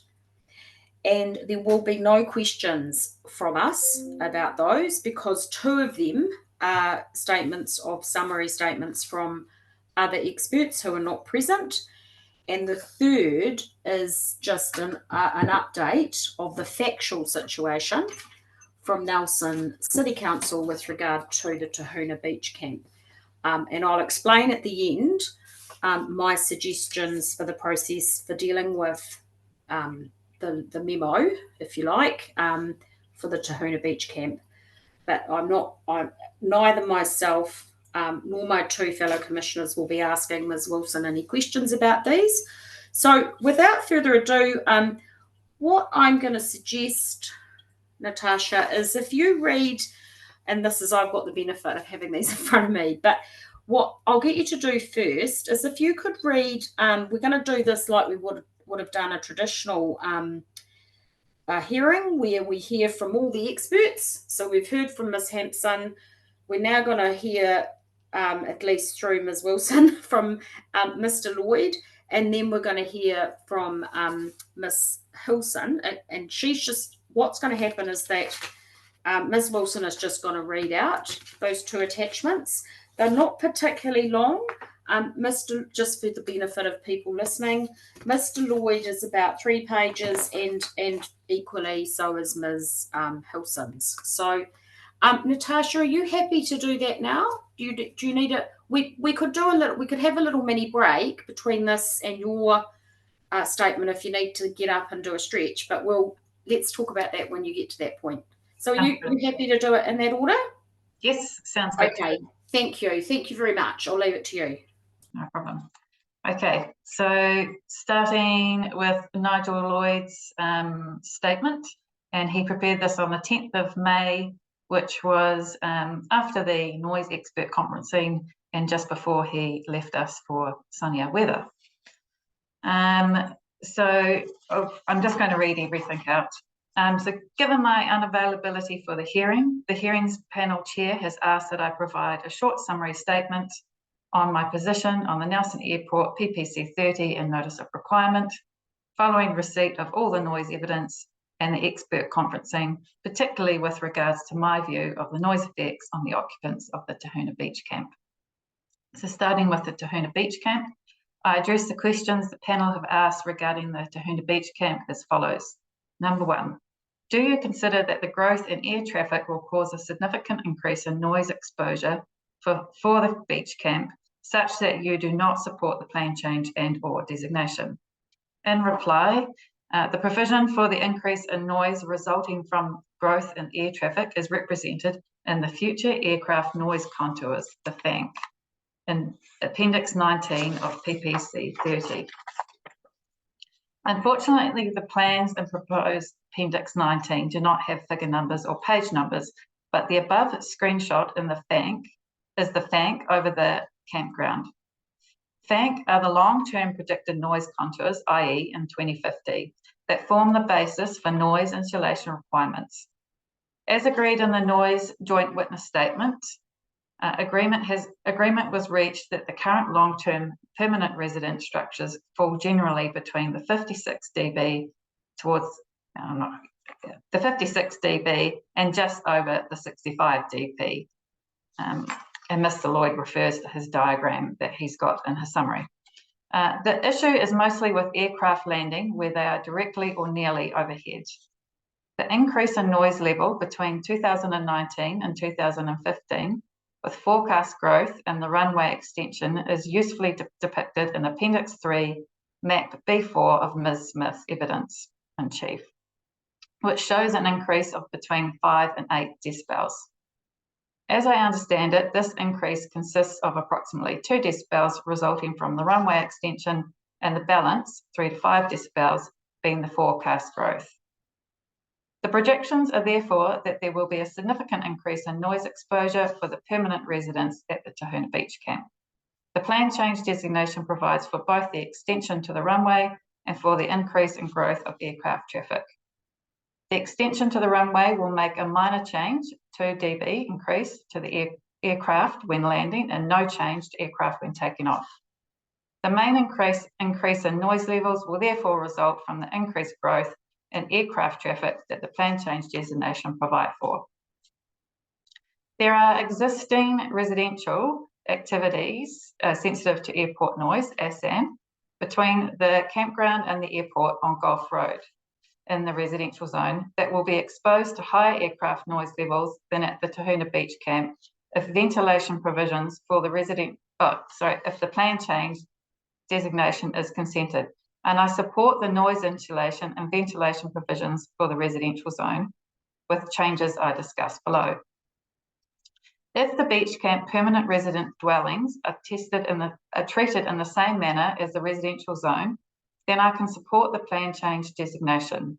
In saying this, I accept that the outcome of the situation with the campground and the residential zone being directly under the flight path will never result in perfect outcomes, and issues like poorly specified existing buildings are difficult to resolve, and outdoor amenity protection cannot be provided. The second question was, if your answer to one above is nuanced, i.e. yes or no, are you able to provide the panel with your view of any changes that you would recommend?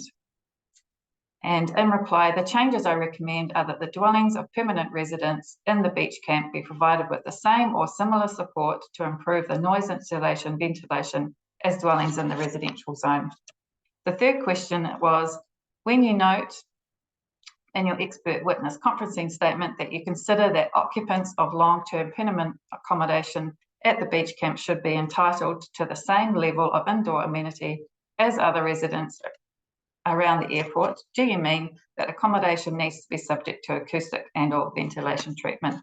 And in reply, Mr. Lloyd says yes. Question number 4, if your answer to 3 above is yes, then how would you recommend such acoustic and ventilation treatment is undertaken on the type of accommodation that the campground that we are considering? In reply, Mr. Lloyd says, there will be a stepwise increase in noise when the runway extension opens, but the change in noise levels for the campground will be slight for landing aircraft and will not change for aircraft takeoff. After the runway extension, the increase in noise levels will be gradual as aircraft growth increases towards 2050. The acoustic mitigation program requires that the airport operator to provide acoustic treatment and ventilation to residential units lawfully established in the residential zone once aircraft growth has increased to put them within the 65 dB annual aircraft noise contour. The annual aircraft noise contour is calculated annually as aircraft growth increases. For the campground, the 65 dB bank contour, which is the air noise boundary, will just encroach onto the site once the airport reaches capacity. Ideally, I consider residents should be provided with appropriate indoor residential amenity levels, but I accept that this would be impractical for some of the campground permanent residential units being considered, and entirely impractical for caravans, for example. Each dwelling type needs to be assessed to determine what can be done to minimise noise. This would need to be done using the best practical option. If such options are, however, not available, then consideration needs to be given as to whether ASAN should be located within this area of the beach camp, being the 65 dB. I am encouraged by the planner's joint witness statement where it is considered that methods could be developed to provide more certainty in relation to the use and configuration of the beach camp, particularly in relation to the permanent residential users. By recognising these dwellings within the beach camp, it will provide for them to be upgraded or even replaced with buildings that comply with the standards and provide protection to residents against aircraft noise. It is critical, though, that this does not intensify permanent residential activity within the beach camp, but provides appropriate protection to the existing permanent residents. The second matter addressed by Mr. Lloyd is activities sensitive to airport noise provisions. He states that I am comfortable with the outcome of 3.9 on page 7 of the planner's joint witness statement. While I can see benefits for a 3 noise overlay regime, the status quo, for reasons explained in my evidence of chief, I am comfortable with the 2 bands, the 55 to 65 and the 65 dB and over, provided that the activity status should be less restrictive than non-compliant status proposed. I support the position of Natasha Wilson that ASAN with acoustic treatment and or ventilation, depending on the overlay, should be provided for regardless of the zoning, and that the permitted activity status is appropriate for buildings that meet acoustic treatment and ventilation standards. Lastly, the plan PPC 30 noise provisions. Mr. Lloyd states, I also support Natasha Wilson's position in 3.10 that the PPC 30 rules, 29 aircraft engine testing and 40 aircraft management are appropriate. With respect to Rule 30 compass swings, I consider that the compass swing noise frequency needs to be limited. This testing normally takes place in the summer, according to Ms. Smith's evidence. Ms. Smith's recommendations are based on 23 compass tests taking place each year, and the tests be limited to this, and the test should be limited to this number unless full justification for any increase is provided. And that ends Mr. Lloyd's summary. Thank you. And you can just go straight into Ms. Hilson's. And then what we will do, I think we'll just take a 5-minute break just to allow you to have a bit of a break and me to have a bit of a break and anyone else who wishes to. And then we'll go straight into yours if that's okay. Sounds so good. Thank you. So Jane Hilson prepared this on the 3rd of May after all of the expert conferencing had finished. And it starts, given my unavailability for the hearings panel chair has asked that I provide this statement. Matters are also in part addressed through the planning experts' joint witness statements, which we expect will soon be made available to the panel and posted on the council's website. Firstly is the assessment of alternatives. I have been asked for my views on the airport's assessment of alternatives and the criticism of this by the planners for the Nelson Golf Club and the Tahuna Beach Camp. For reasons expressed in the Section 42A report, I am not of the view that consideration of any alternative site for Nelson Airport need to be taken further. At expert conferencing, the planners agreed that any alternative option that requires reclamation of the Waimea estuary to the south of the current airport runway would most likely be problematic. In my opinion, only if there was no land-based alternative to meet the needs of the airport, i.e. the northern option was rejected in its entirety, would there be any basis to pursue this, noting that Policy 10 in the New Zealand Coastal Policy Statement sets out limited circumstances for coastal reclamation. I am satisfied that now have addressed my question of alternatives to the RESA to the extent that may allow alternative technologies, i.e. EMAS, that would reduce the length of the runway extension and its safety margins. There is no suggestion that the length of RESA is reduced, as cited for Wellington and Wellington and Queenstown airports, which have physical impediments at either end of the runway. As Now's position appears to be that in terms of CA Rule 139, it is practical to achieve a 240 metre long RESA, both ends, by use of the Nelson Golf Club land, because Jenkins Creek is a significant physical impediment to achieving this at the southern end. While I may have hoped that the airport would have provided some context to the hybrid option, partial extension to the north and south between options A and B by applying the MCA to that, Now's experts have instead addressed the practical challenges to that alternative. For example, the need to maintain flood flow capacity in Jenkins Creek if Jenkins Creek is bridged, and the impact of that on the runway RESA surfacing levels relative to the existing runway. I do not disagree with that approach. However, the evidence of Mr. Race for the beach camp has provided some additional context around alternative options to achieve Now's objectives in the NOR in relation to its existing land holding. Taking into account that Section 1711B of the RMA requires that Requiring Authority must demonstrate that it has carefully considered the alternative possibilities, taking into account any relevant matters, in coming to a reasoned decision on why and how it should be proceeded with the NOR, Now's expert evidence provides further consideration of alternatives raised in the Section 42A report and submissions. I believe that the matter of alternatives under Section 171B is, however, still very much a live issue, and one that the planning experts felt requires robust discussion between the aviation experts engaged by Now, that beach and the beach camp. Mr. Bonus has also advised that Mr. Munro will provide evidence to address Mr. Race's evidence in chief at the hearing. On that basis, and without the benefit also of expert conferencing having confirmed the position of economics experts called by the council, Now and the beach camp in relation to the economic effects, I'm unable to reach a final position on this matter. I believe, however, that there is sufficient expert opinion on what I raise as the hybrid option in the Section 42A report to allow this option to be thoroughly tested through the hearing and potentially create a pathway for support under Section 171B. Turning now to information recommended of the airport for the hearing.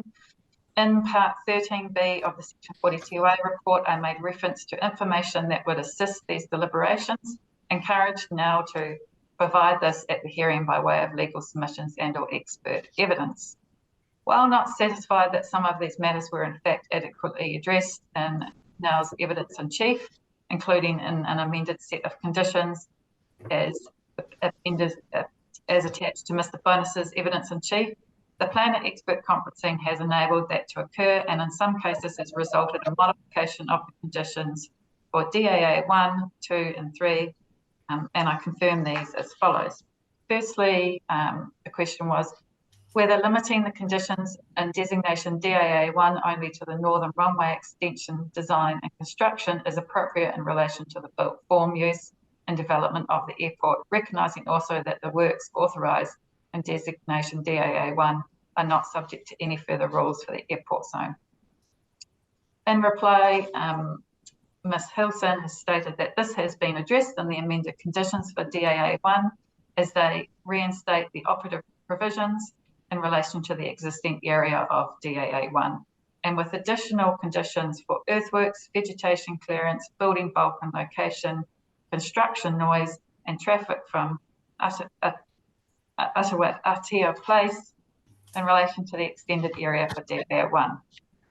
Second question was clarification of the relationship between the rules in the airport zone for engine testing and compass swing and airport related activities, and whether these should be considered, whether these should be conditions to designation DAA 2. And in reply, Ms. Hilson has stated that further clarification on this matter has been agreed to by the planners with conditions for DAA 2. Thirdly, whether the noise mitigation package in designation DAA 2 and the noise limits for night aircraft movement should apply to lawfully established residential units in the open space recreation zone and for all existing lawfully established short-term or visitor accommodation irrespective of the zone. In reply, Ms. Hilson states that the first of these matters has been addressed in the conditions for DAA 2 as they related to nominated residential properties in the open space recreation zone in Gulf Haven Way, and in the joint witness statement, Mr. Bonus has committed to the latter being addressed at the hearing. In terms of matters to be addressed through evidence, I am satisfied that there is further material available to the panel in relation to the following. Clarification as to why NOW has limited its options to extending the runway north or south and not also a hybrid of the two. Ms. Hilson states that this has been responded to by various experts for NOW and their chief evidence within their respective areas of expertise. Secondly, the assessment of health effects of the option of the MCA and of the northern runway extension. Ms. Smith has addressed this within her evidence in chief as a noise expert, but there has been no reworking of the MCA either in relation to this or economic effects. And she makes reference to Ms. Hampson's peer review in the Section 42A report. And lastly, assessment of effects on recreational values, in particular related to the Nelson Golf Club and the beach camp, supported by recreational assessment that golf course could reasonably be reconfigured. And in response, Ms. Hilson states that Ms. Benden for the airport has called expert evidence on this. Ms. Hilson goes on to say that I had also expected that the legality of the long-term or permanent residents at the Tahuna Beach Camp and whether they are part of the existing environment would be addressed through legal submissions at the hearing. Mr. Lyle for the beach camp has also addressed this in his evidence in chief.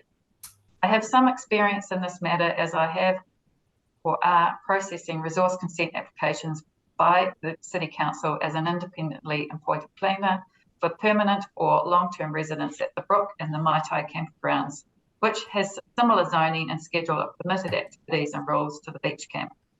I do not disagree with the factual content of Mr. Lyle's evidence in relation to these provisions. However, in terms of a permitted activity status, relying on the Tahuna Reserves Management Plan, and the fundamental issue remains as to whether a resource management plan that follows the process of plan preparation prescribed in accordance with the Reserves Act 1997 is the same as an activity in the management plan approved for land use or approved for land under the Reserves Act.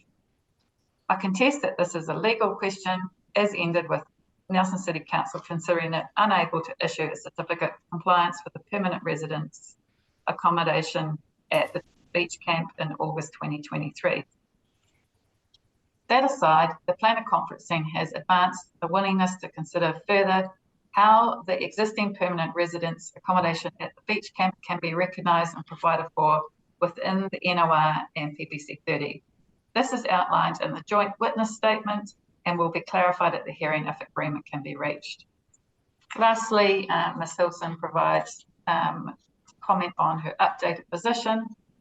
In terms of the scope and conditions to DAA 1 to DAA 3, I support the amended provisions relevant to the NOR attached as Appendix 1 to the Planning Experts Joint Witness Statement. The Joint Witness Statement also sets out effects that planners agreed were uncontested and those that were contested. The latter list is not unsubstantial and is based on the difference of opinion through expert evidence peer review that the respective parties have called. In the case of the beach camp, this has included evidence on air quality and social impacts that have not previously been addressed in detail by other experts. We have yet to hear also from lay submitters. I'm therefore still unable at this present time to make a recommendation on the NOR pursuant to section 1712 of the RMA as advised in the section 42A report. Thank you. And I think bearing in mind that, remember, both Mr. Lloyd and Ms. Hilson didn't have the benefit of having sat through the hearing. And one of the things that we three commissioners will be discussing is to what extent we have any additional matters that we seek clarification from them about. And I'll explain what my thinking is around that after you've presented your supplementary statement to us, Ms. Wilson. What I forgot to mention was I think this would be a good time before you pause if you could just read out, which is a factual consideration that Nelson City Council, now just for the benefit of everyone listening, this isn't Ms. Wilson's evidence. This has come from Nelson City Council. There's also an attached memorandum from Nelson City's legal advisors. Those matters, both of these matters, will be available on the website after we've done this, and I will indicate my thoughts around what the process is with regard to those. So I have just asked for Ms. Wilson to just read out one page, just to read out the status of the TBC resource consent and also of the certificate of compliance and the timeline with regard to those. So Natasha, if you just want to read out that, not quite a page, thereabouts, and then we'll take a short break and you can regroup and present us with your evidence. And just for the purposes of timing, Natasha's supplementary statement is about 10 pages, I think. Is that right? Yes. Yep. So that just gives everyone a sense of where we're at in terms of timing. So over to you to read out. It's for the benefit of everyone watching. This will be attached to Natasha's evidence, and this page is called Attachment 3. And the next page is the memorandum from a partner and associate at DLA Piper. Over to you. Okay. So this is an update on the Tahuna Beach Camp Resource Consent application. The following provides a response from Nelson City Council to questions from the Nelson Airport hearings panel on the status of the Tahuna Beach Camp resource consent application and certificate of compliance application. The resource consent, Tahuna Beach Camp Incorporated have applied for a resource consent, which is RM 215237, to authorise the existing long-term residential sites retrospectively. They require resource consent because the Nelson Resource Management Plan provisions for the open space and recreation zone only permits the campground activities and not permanent residential activities. The Nelson Resource Management Plan provisions permit activities if they are authorised in a management plan approved for land under the Reserves Act. The Hunanui Reserve is not vested under the Reserves Act 1977, so the activities in the Tahuna Reserve Management Plan cannot be considered as permitted activities. Further information for RM 215237 was first requested in August 2021. There has been various correspondence with the applicant on addressing the further information, as well as their request to put the application on hold as they considered alternatives. Currently, we are clarifying some recently provided information and whether they still request public notification of the application.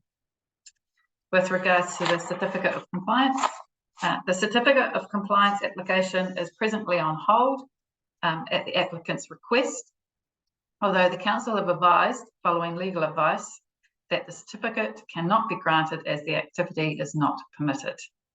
And just setting out the timeline for these two applications, the certificate of compliance application was formally received on the 7th of July 2023. Request for further information was provided on the 12th of July 2023, and the certificate of compliance application was placed on hold on 13th of September 2023. The resource consent application was formally received on the 23rd of July 2021, and request for further information was sent out on the 10th of August 2021, and the application was then placed on hold. No, thank you for that. And as I say, more information is included in the memorandum from the legal advisors, which everyone will get an opportunity to see later today. Could we just take take a break for just over 5 minutes? Can we? And for those of us who are any of us who are online, we can just mute ourselves and turn our videos off briefly, and resume back here at 4:05. Thank you.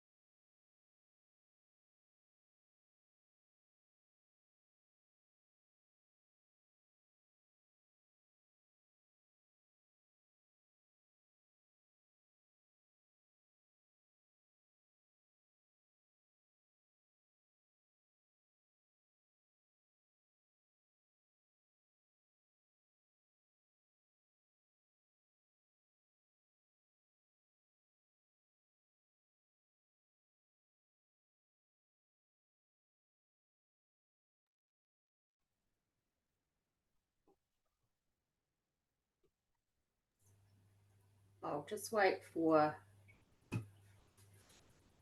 David to come back online. I mean, I'm assuming Harry's still there. I just messaged him.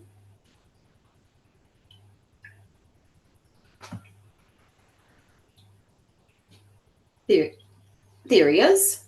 Excellent. Thank you. Natasha, I'll get you to just do exactly what Natalie did in terms of reading your summary statement. Obviously, whatever you think needs to be taken as read, you can just tell us that. Otherwise, no one else has seen it, so it's probably quite useful to read all the important bits out loud. So I'll leave it back to you. Cool. Thank you. So I start off with an introduction, and I'm just going to jump to 1.3. As we've just heard, Jane Hilson has prepared a summary statement up to the point of the expert conferencing and the joint witness statement in relation to the NOR component of this application. However, for the purpose of responding to matters raised at the hearing and in Jane Hilson's absence, I will be addressing both the NOR and the PPC 30 applications and related matters in this summary statement. Given my involvement in the overall process to date and our joint approach to considering submissions and preparing the Section 42A report, in addition to my involvement in the expert conferencing and attendance at the hearing, I consider that I am familiar with the NOR to provide an update to Jane Hilson's summary statement where required. I'm going to jump down to part 2, where I discuss some Section 42A report corrections. An error has been identified in the Section 42A report under Part B, page 40, in the second paragraph, with a correction set out as follows. I'm not going to read it other than just to say that the word consistent should be inconsistent. 2.2, under paragraph 95, page 27 of Mark Lyle's evidence in chief, Mr. Lyle states that the Section 42A report goes on to conclude that the NOR can be supported and references Part E, Section 5, page 163 to 166 of the Section 42A report. He further states that it must be an error in the drafting and expects that as part of the Section 42A expects that part of the Section 42A report would be updated at the hearing.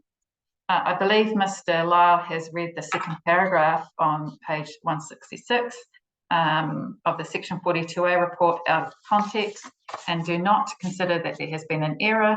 The sentence is in relation to the assessment of the New Zealand Coastal Policy Statement, not the overall NOR, and says that if, having heard the evidence of the applicant and the submitters, it is determined, and that being by the hearings panel, that the designation DAA1 can be supported, then the NOR is consistent with Policy 7 of the New Zealand Coastal Policy Statement.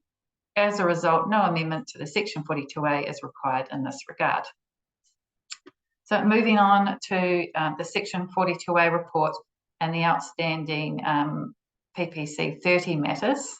In Section 10 of the Section 42A report, pages 119 to 120, I have referred to information and clarification that would assist the deliberation of the plan change and encouraged now to provide this at the hearing by way of expert evidence and or legal submissions. I discuss each of the matters raised below. I note that in attachment 1 to the summary, Jane Hilson has addressed the outstanding matters sought in relation to the NOR. So the first one is that the relationship between and reasons for the provisions for retail sales and the inclusion of trade-related activities. I note that a short explanation of the background to retail sales and trade-related provisions is provided in Mr. Bonis's evidence in chief and is further discussed and clarified in his summary statement. I am satisfied with the reasoning provided for the food and beverage and service station component of the retail sales rule. It is, however, my view that the level of detail and justification provided for the permitted activity status for the trade-related component of the retail sales rule is reasonably light given the degree of change in that it's not provided under the operative rule framework for the site. And given the lack of control over the scale of these activities and their lack of association to airport-related activities. I discuss this matter in further detail below in this statement. Secondly, it was the clarification on the reasons for rezoning all of the airport land to airport zone, as opposed to retaining some of the land in industrial zoning. In replying to this question, Mr. Bonis refers to Section 7 of his evidence in chief and 2.1 of the application document. These sections of the evidence in chief and the application explain the proposed airport zone and its intent, but provide little reasoning for the rezoning of all of Now's land from industrial to airport zone. This matter, however, was discussed and explained in further detail in the planning expert conferencing. From this, I conclude that the airport zone has naturally mirrored the boundary of the DAA1 designation, which has the purpose of being for airport and aerodrome purpose. Moving on to consideration of alignment of the natural hazard rules contained in the proposed PPC 30 provisions with the provisions contained in PC 29. This matter has been addressed in Mr. Craig's evidence in chief and Mr. Bonis's summary statement, and I discuss this matter in more detail below of this statement.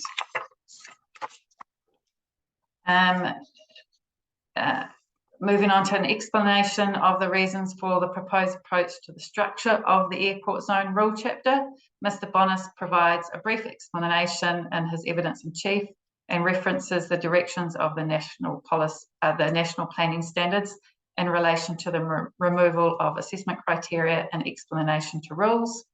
While this change makes the structure of the airport zone chapter inconsistent with the remaining zone chapters in the Nelson Resource Management Plan, I agree that this approach is the direction of the national planning standards and current best planning practice, and consider that the remainder of the NRMP will become consistent in time.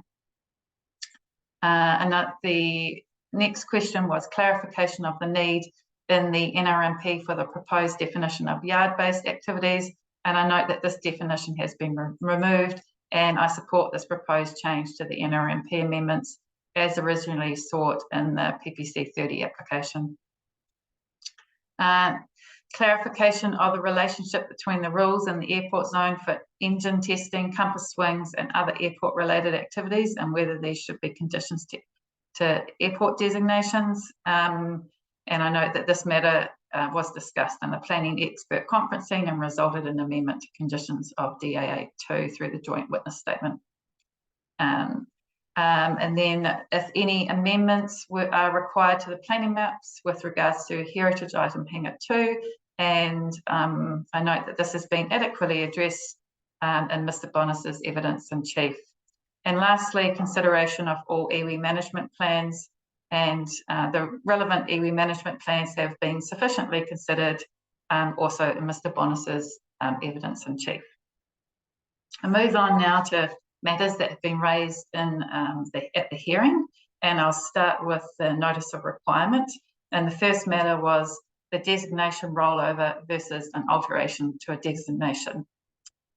I note that there was questioning during the hearing, in particular from Commissioner McMahon during the legal submission of the airport, as to whether the application by now for the notice of requirement was in fact a rollover of the operative designation as opposed to an alteration of an existing designation as sought by the airport. I understand this question to be on the basis that the Nelson City Council included invitation on designation rollovers to all requiring authorities within the Nelson region during the review of the operative NRMP and as part of the preparation of the draft Nelson plan, which was going to be Nelson City Council's second generation plan. Now we're part of this process, signalling that they would provide council with an updated NOR package, including updated noise contours as part of this designation rollover process. Due to uncertainties associated with the proposed RMA reform, the Council made the resolution at its meeting in November 2021 to pause work on the draft Nelson plan and to instead progress a housing choice plan change to the NRMP. while also continuing work on other priority work streams, including freshwater planning, the Coastal Hazards Program, and the air plan. It was also resolved to consider other priority plan changes following enactment of the Natural and Built Environment Act. As a result, work on the draft Nelson Plan designations was put on hold by NCC in December 2021. The approach adopted by for the processing of the NOR application by Jane Hilson and myself was as an alteration to a designation. Not only was this the approach sought by NEL in their NOR application, but we considered that the pause in the draft Nelson Plan program was a clear indication that the designation rollover process as part of the NRMP review was not an option available to Requiring authorities at this point in time. I continue to support NEL's position that the NOR application is an alteration to a designation.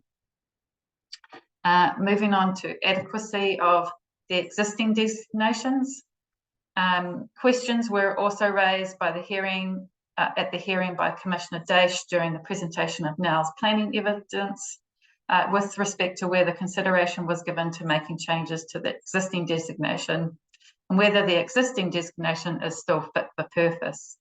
I concur with Mr. Bonas that while not ideal, the existing designation provides enough of a framework to allow the airport to effectively operate within the RMA context. However, as acknowledged, the NRMP is an old document and the existing airport designations, in particular DAA1, reflect this. This is particularly the case with regards to the purpose of the designation and lack of conditions for DAA1. While preferably best practice would see this current alteration process as an opportunity to bring the existing designations up to contemporary planning practice, I, however, agree with Mr. Bonas that making amendment to the existing designation opens the whole designation up to an alteration process, which then becomes a very complex and substantial process. I therefore appreciate NEL's approach to avoiding amendments to the existing designation and note that this clarity was sought and refined through the planning joint witness statement. Commissioner Atkins raised that there may be opportunity to make minor changes to the existing designation without triggering an alteration process. Should such changes be a viable option, then I would support any such feasible and necessary minor change. Such changes would improve the accuracy of the designations, although I believe addition of conditions and refinement of the purpose of the designation would fall out of scope of a minor change. As such, while minor changes are welcome, it is my view that the designations would remain the existing designations would remain out of date in terms of current planning practice. Moving on to the NOR conditions versus the NRMP rules. Through expert planning conferencing, clarity was sought by Jane Hilson and myself regarding the role in which the designation conditions and the plan change rules play for the extension areas. We agreed that the controls on now need to sit within the designation conditions, and the controls on third party operating on airport land or on private landowners and inadvertently affected by the airport operations need to sit within the plan change provisions. Consistency and accurate crossover between these two sets of provisions was therefore sought. For example, where it was felt that a rule in the proposed airport zone required duplication in the designation conditions to ensure that it was appropriately given effect to. As a result, the planning joint witness statement included amendments to this effect. I also note that Jane Hilson refers to these changes on page 2 of her summary statement. I'm now going to move on to matters of the plan change that have arisen during the hearing, and the first one being plan change 29 versus private plan change 30. The matter of alignment between the natural hazard rules proposed through the airport's PPC 30 and the council's housing and hazards plan change PC 29 was raised in submissions, with a question then put back onto NEL through the section 42A on how this alignment could be addressed. The airport responded to this through evidence presented by Mr. Craig in relation to coastal processes and flooding, and was further addressed in a summary statement by Mr. Bonis. The natural hazard overlay of the NRMP was amended in PC 29 to accommodate the new or updated overlays. PPC 30 predates the notification of Plan Change 29. I note that the Council lodged a further submission on PPC 30 with regards to the natural hazard provisions, seeking alignment of these provisions with PC 29. Now lodged a submission on PC 29, seeking some site-specific amendments to the rules. The PC 29 approach regarding natural hazards is to introduce updated natural hazard overlays for the plan change extent, which goes beyond areas of residential intensification, and to increase the level of assessment required through rules with supporting policies. New flood definitions was also introduced in PC 29. The PC 29 submissions are currently being considered, and the Section 42A report is being drafted by Council. It is likely that there will be some amendments to the notified provisions of PC 29 in relation to natural hazards. It is my view that a decision on the natural hazard and flood issues raised through PPC 30 is limited due to being subject of another plan change process that is yet to be heard. Based on the evidence supplied by the airport, it was agreed through the joint witness statement and further touched on Mr. Bonis's summary statement that the proposed hazard provisions set out in PPC 30 are satisfactory as an interim measure to managing potential flood hazard and risks until if and or when the Council can amend and align these provisions through any necessary subsequent plan change process. I have also received feedback from the Council's Stormwater and Flood Protection Engineer, who concurs that there are appropriate controls in place to manage potential flood risk and effects within the proposed PPC 30 provisions. Moving on to activities sensitive to airport noise. The introduction of the definition of activities sensitive to airport noise, ASAN, and the associated rules through PPC 30 has generated a significant amount of interest through submissions and subsequent discussion and expert evidence, expert conferencing, and the summary statements presented at the hearing. I acknowledge that these rule amendments as proposed result in a change for some submitters that could create additional consenting limitations and costs. And as such, I appreciate the concern triggered through these amendments. The proposed amendments also introduce complexities to the consideration of effects from Plan Change 30 on the Tahuna Beach Camp. I would like to acknowledge the airport's proposed amendment to the activity status of residential units in the residential zone to a restricted discretionary activity status from non-compliant, and in particular their attempt to provide a more enabling pathway for consenting of these activities in response to submissions received. It is also worth emphasising that the proposed provisions for ASAN in PPC 30 are permitted in relation to the replacement or substantial alteration where appropriate acoustic installation and ventilation is provided, and as such, I consider the main matter of contention is in relation to new ASAN activities in all zones. Regarding Council's position on the proposed approach to ASAN and PPC 30, I first make reference to Nigel Lloyd's summary statement and as attached to my summary, in particular on page 3, where he states that he is comfortable with the outcome of 3.9 of the planner's joint witness statement. And I've just read that, so I won't repeat myself. Mr. Lloyd and I are therefore aligned in our position on the approach to ASAN activities and the related noise contours as proposed by now through PPC 30. I also refer to Natalie Hampson's supplementary evidence where she discusses ASAN in relation to the Tahuna Beach Camp, where she concludes that given the proposed amendments intent to provide for additional residential units in the ACO and residential zones, that providing some exception specifically for additional short stay accommodation units in the Tahuna Beach camp would help mitigate economic effects. I concur with the discussion and conclusions made by Mr. Lloyd and Ms. Hampson in their supplementary statements, and regarding ASAN and the approach to managing PPC 30, in PPC 30 to managing these reduced sensitivity issues.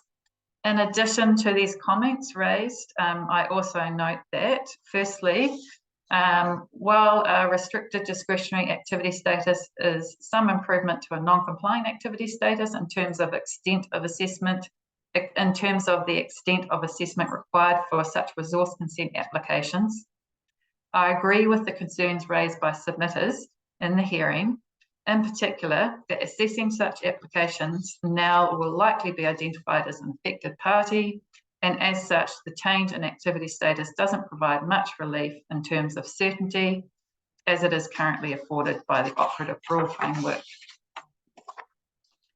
Secondly, as set out in the joint witness statement, I'm still not entirely clear and haven't seen any specific evidence in support as to why other ASAN activities, including in other zones, are being considered differently from residential activities in the residential zone through the latest set of provisions for PPC 30. This is particularly the case given that it has been indicated by now that the key intent of the proposed ASAN provisions is to control density and the reverse sensitivity effects associated with an increase in density within ACO and the air noise boundary. I concur to a degree with the point made by Mr. Bonas that some of these ASAN activities are not permitted anyway in the respective zone. For example, I think education and industrial zone, and the non-compliant activity status for such ASAN reiterates this policy position. This blanket approach, however, is not completely accurate for all ASAN in the affected zones. Of note is short-term accommodation activities in residential zone and residential activities in the suburban commercial zone. Thirdly, as mentioned, the proposed ASAN provisions introduce complexities regarding activities within the Tahuna Beach camp. I make reference to Ms. Hampson, where she has touched on this in her summary with respect to short-term stay accommodation, and I support her conclusions as per paragraph 83.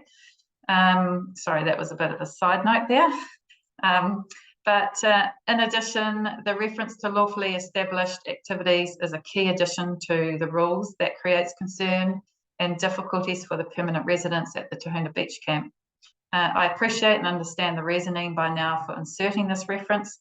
However, as a means of coming to some neutral grounds of providing a way forward for these activities located within the beach camp, I put the question to the airport as to the possibility of reviewing the necessity of this reference in relation to the Tahuna Beach camp activities. I would be open to discussing this further with Mr. Bonas and Mark Lyle and further planning conferencing if that was available.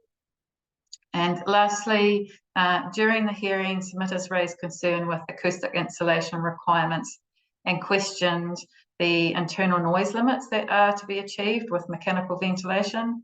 I've relied on and concur with the noise experts in this instance and their conclusion that these provisions are appropriate and in line with standard practice.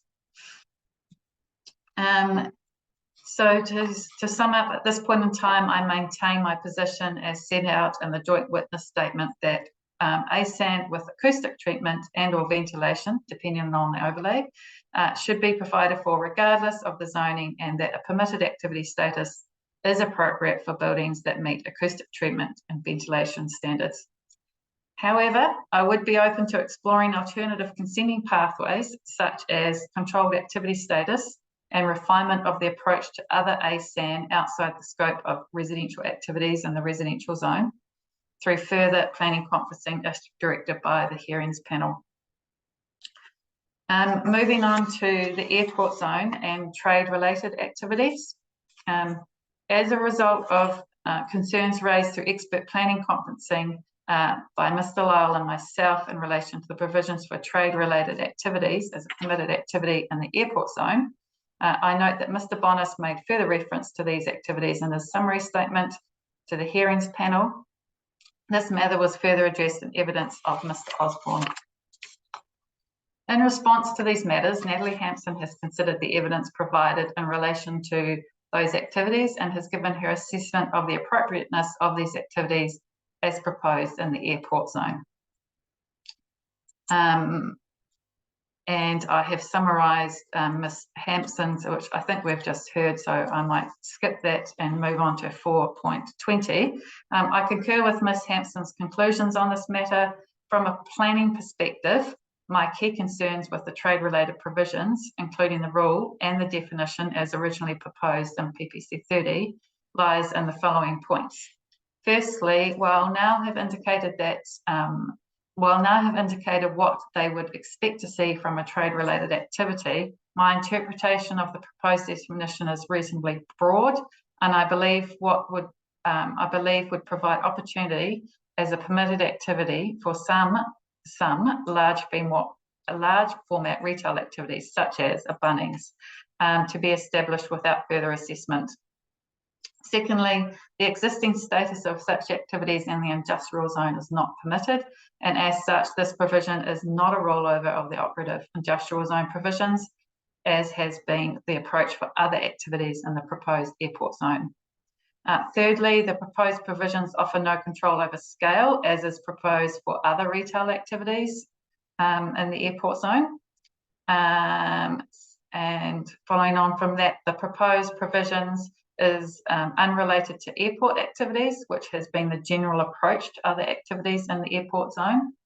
And lastly, the proposed airport zone policy, P34B, and precinct description set out under Objective 2 appear inconsistent with the proposed provision and the lack of control over scale and activity status.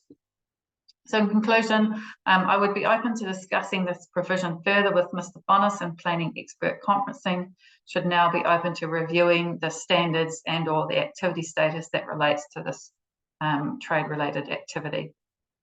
And I do just want to go off script for a moment, and just adding to the discussion on trade-related, I note that GP Investments provided an updated memo on the 14th of May, noting that they withdraw themselves from this challenge to the scope of activities provided for in the airport zone.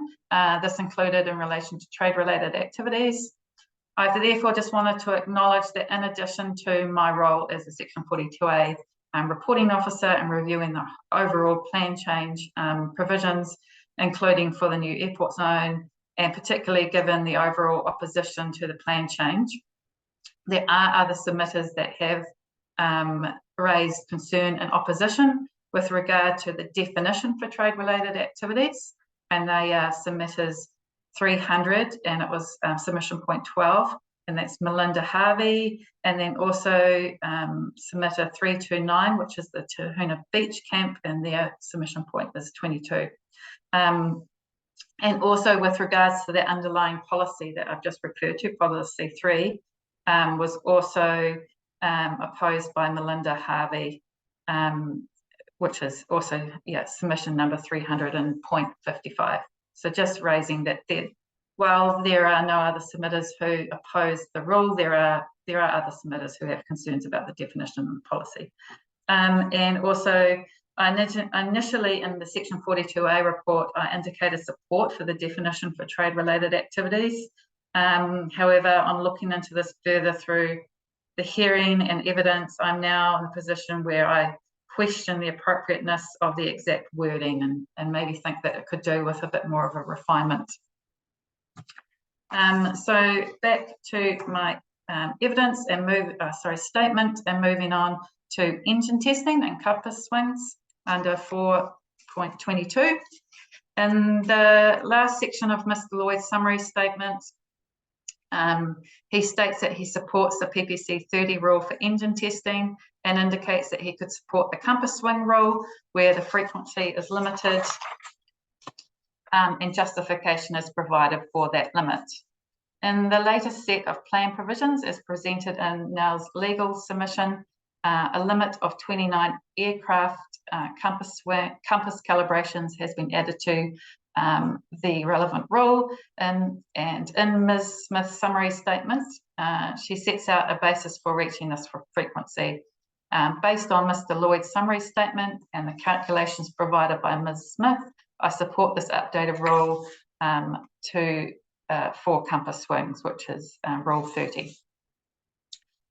Further to concerns raised by submitters at the hearing, particularly Mr. Solomon, with regards to the enforceability of the engine testing and compass swing rules, I have made inquiries with the Nelson City Council Environmental Compliance team about their current experience with the operative airport noise rules.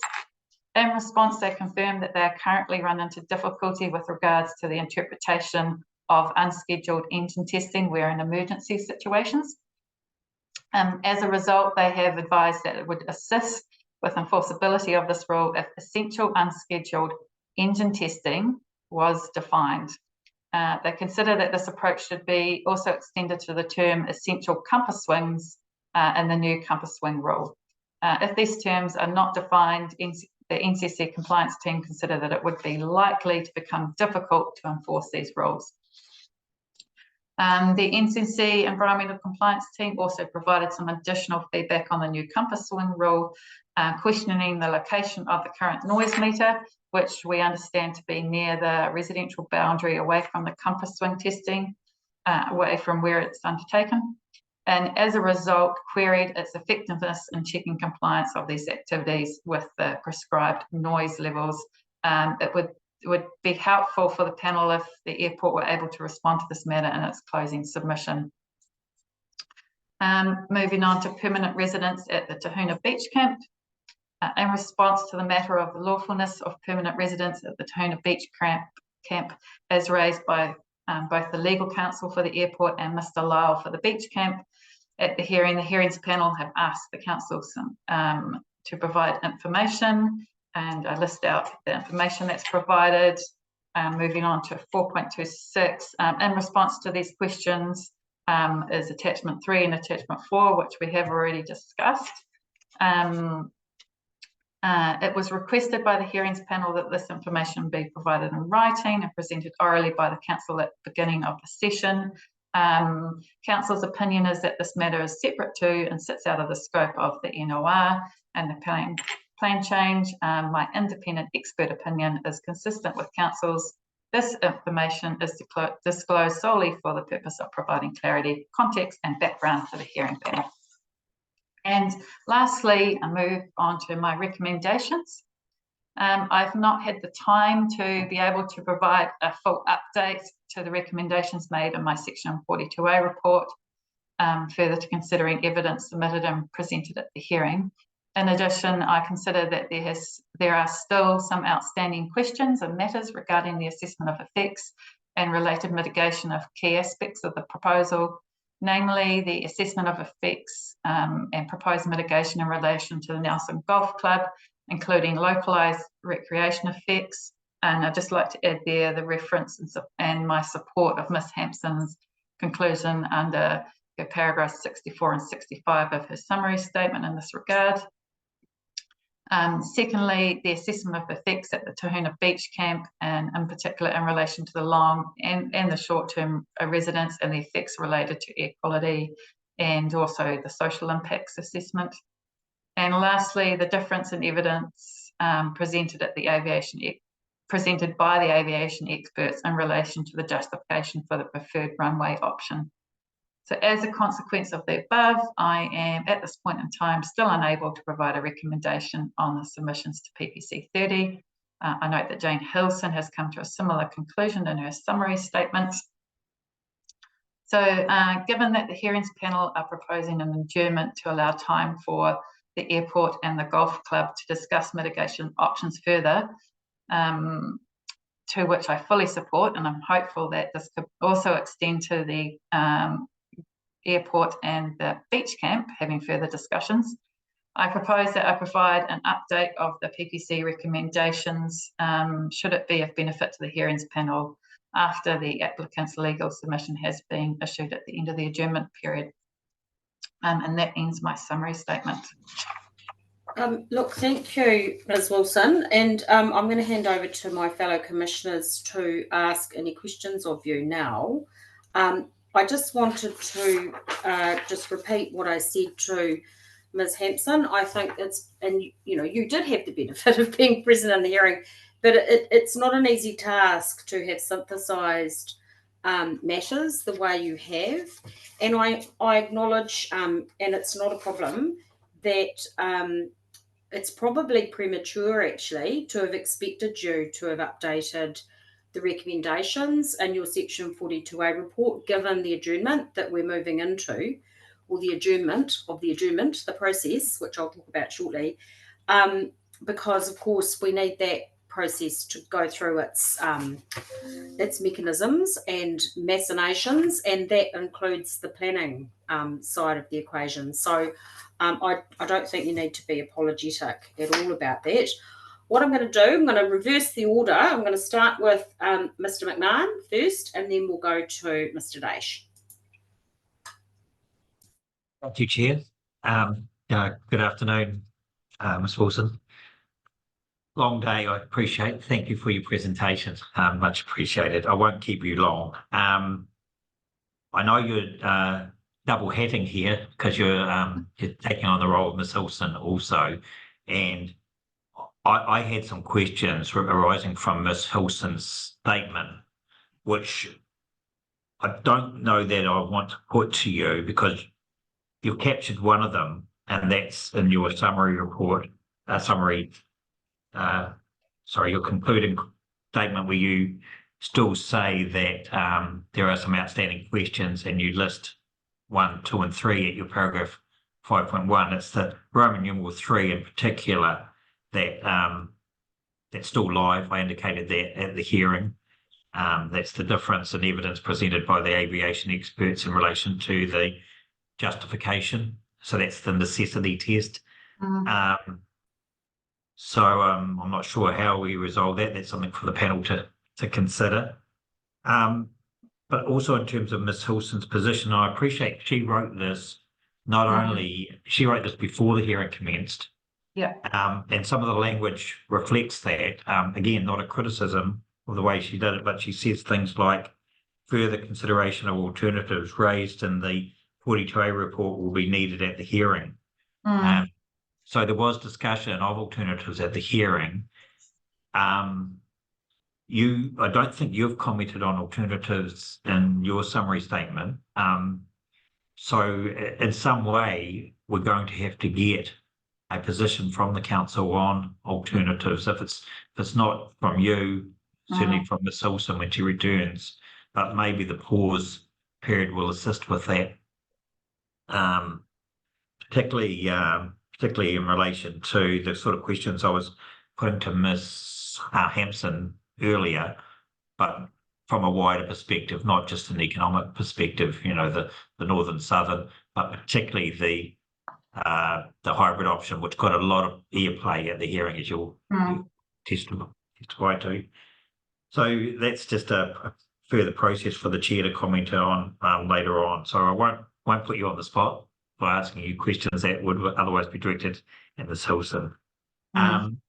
What I will ask you though is you went off script a little bit on the issue of trade. I did. The trade matter. I wondered, and I was furiously trying to get the submitted numbers and that. Would you be able to reduce that to writing? Yes. And just provide that down the line? Yep, I can do that. Yeah, I think I got them down, but I think that would be really helpful. And I was going to say, sorry, David, I should have said so. Look, thank you. That was really helpful because it was on the tip of my tongue to ask about JP Investments, but then you reminded us that it isn't just them who's raised this issue, and you've indicated that you've got a concern with regard to some of the way in which things are defined. So I thought that was really helpful, but having those submitter references would be great. So yeah, just the numbers, the name of the submitter, and the point in their submission that you just read out, that would be fantastic. Yep. Thank you. Sorry, David. There was also reference to a policy 3, I think. Yeah. But, yeah. I mean, I can just, I've got it written down, so I can just give you what I read. Is it? Right, look, I'll push on really quickly. Just want to acknowledge your paragraph 3.1, where you've gone back to the issues that were outstanding in your 32 and your 42A and addressed those in the summary. So I found that particularly useful. At your 3.3, Ms. Wilson, you say that at the end of that sentence, I conclude that the airport zone has naturally mirrored the boundary of the DAA1 designation. And I just wondered if is that completely accurate? I thought my understanding is that the airport zone boundary is exactly the same boundary as DAA1 as it exists in the plan. as proposed. So as the proposed airport zone boundary is the same as the proposed DAA1 boundary, which has that extension for the runway and that little bit of extended area down the south. Right. So, okay, so it presumably differs from the operative district plan DAA boundary, though, doesn't it? Yes, it does. Yeah. Yes. Okay. Thank you. Yeah. Okay. Thanks for confirming the difference between the designation rollover and alteration of designation. It's a matter I'd raised and understand what you're saying there.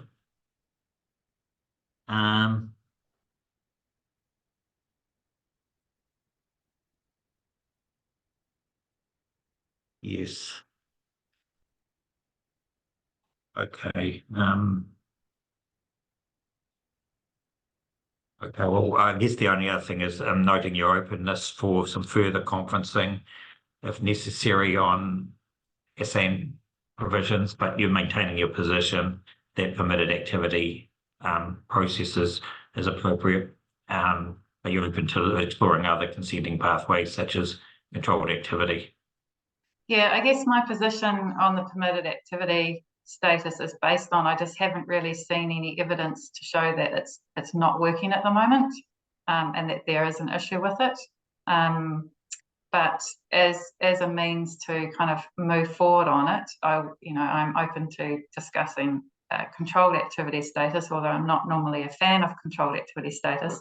But as a means of just moving on from it and providing both parties with both sides with some certainty, I see it as an option that can be discussed.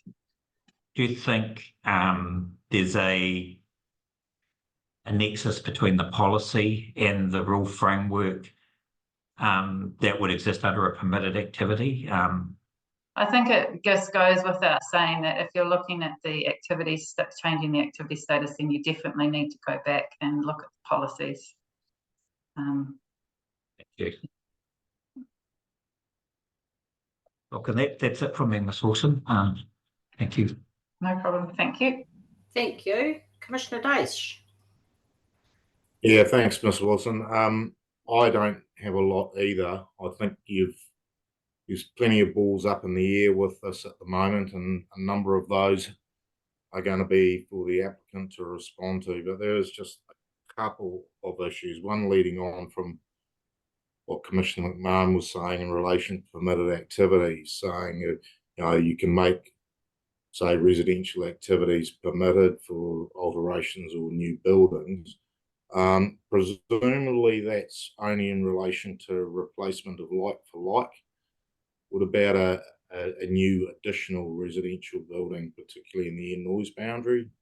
That wouldn't be permitted, would it? Is that the ASAM you're talking about? And yeah, and the wording is quite clear that it's your replacement or substantial alteration. Yeah. So if it was like a granny flat on the same building, I would see that would be new and would trigger that current non-compliant status. Yeah, yes. Thanks for that clarification there. That was my assumption as well, but the way that read, it seemed to me that it wasn't taking into account potentially any density restrictions that there might be. Second matter is in relation to engine testing, and you've said you've had a talk with the compliance team or got some information from them. I think Mr. Solomon raised some potentially technical issues with the structuring of that word, the wording in relation to the definition of what is engine testing, particularly things like off-wing testing, and it presumably is an invitation, potentially, if there is going to be additional joint witness conferencing to look at potentially tidying up and clarification of those issues. Yeah, and I haven't had the off-wing matter raised to me as being an issue, but I know that Mr. Solomon made some particular points that if an engine's in the fuselage, it's not in the wing. So so those sorts of things would bear to mind. Look, I don't have any further questions of you. I realise it's not a conventional hearing, and there has been this pause, and we'll work out where we go to fairly soon, I imagine. But thank you for that. No problem. Thank you. Look, thank you, Ms. Wilson, and thanks to my fellow commissioners. I'm not going to land us in a definite place in terms of where we go to, but I'll tell you where we're at. So where we're at is the hearing is, the process is still adjourned. So we're still in an adjournment space. And those of you who have noticed, the Golf Club and Nelson Airport have submitted a memorandum regarding what they propose happens during a 6-week adjournment, which is consistent with what the airport company told us at the end of the hearing on Friday. And I am waiting to hear whether or not the Tahuna Nui Beach Camp, Nelson Airport, and to a certain extent, both involve Nelson City, have a similar proposal with regard to the issues that they have raised. And once I hear from the beach camp and other related parties in a similar vein, we'll be in a position to confirm the arrangements with regard to that group of parties.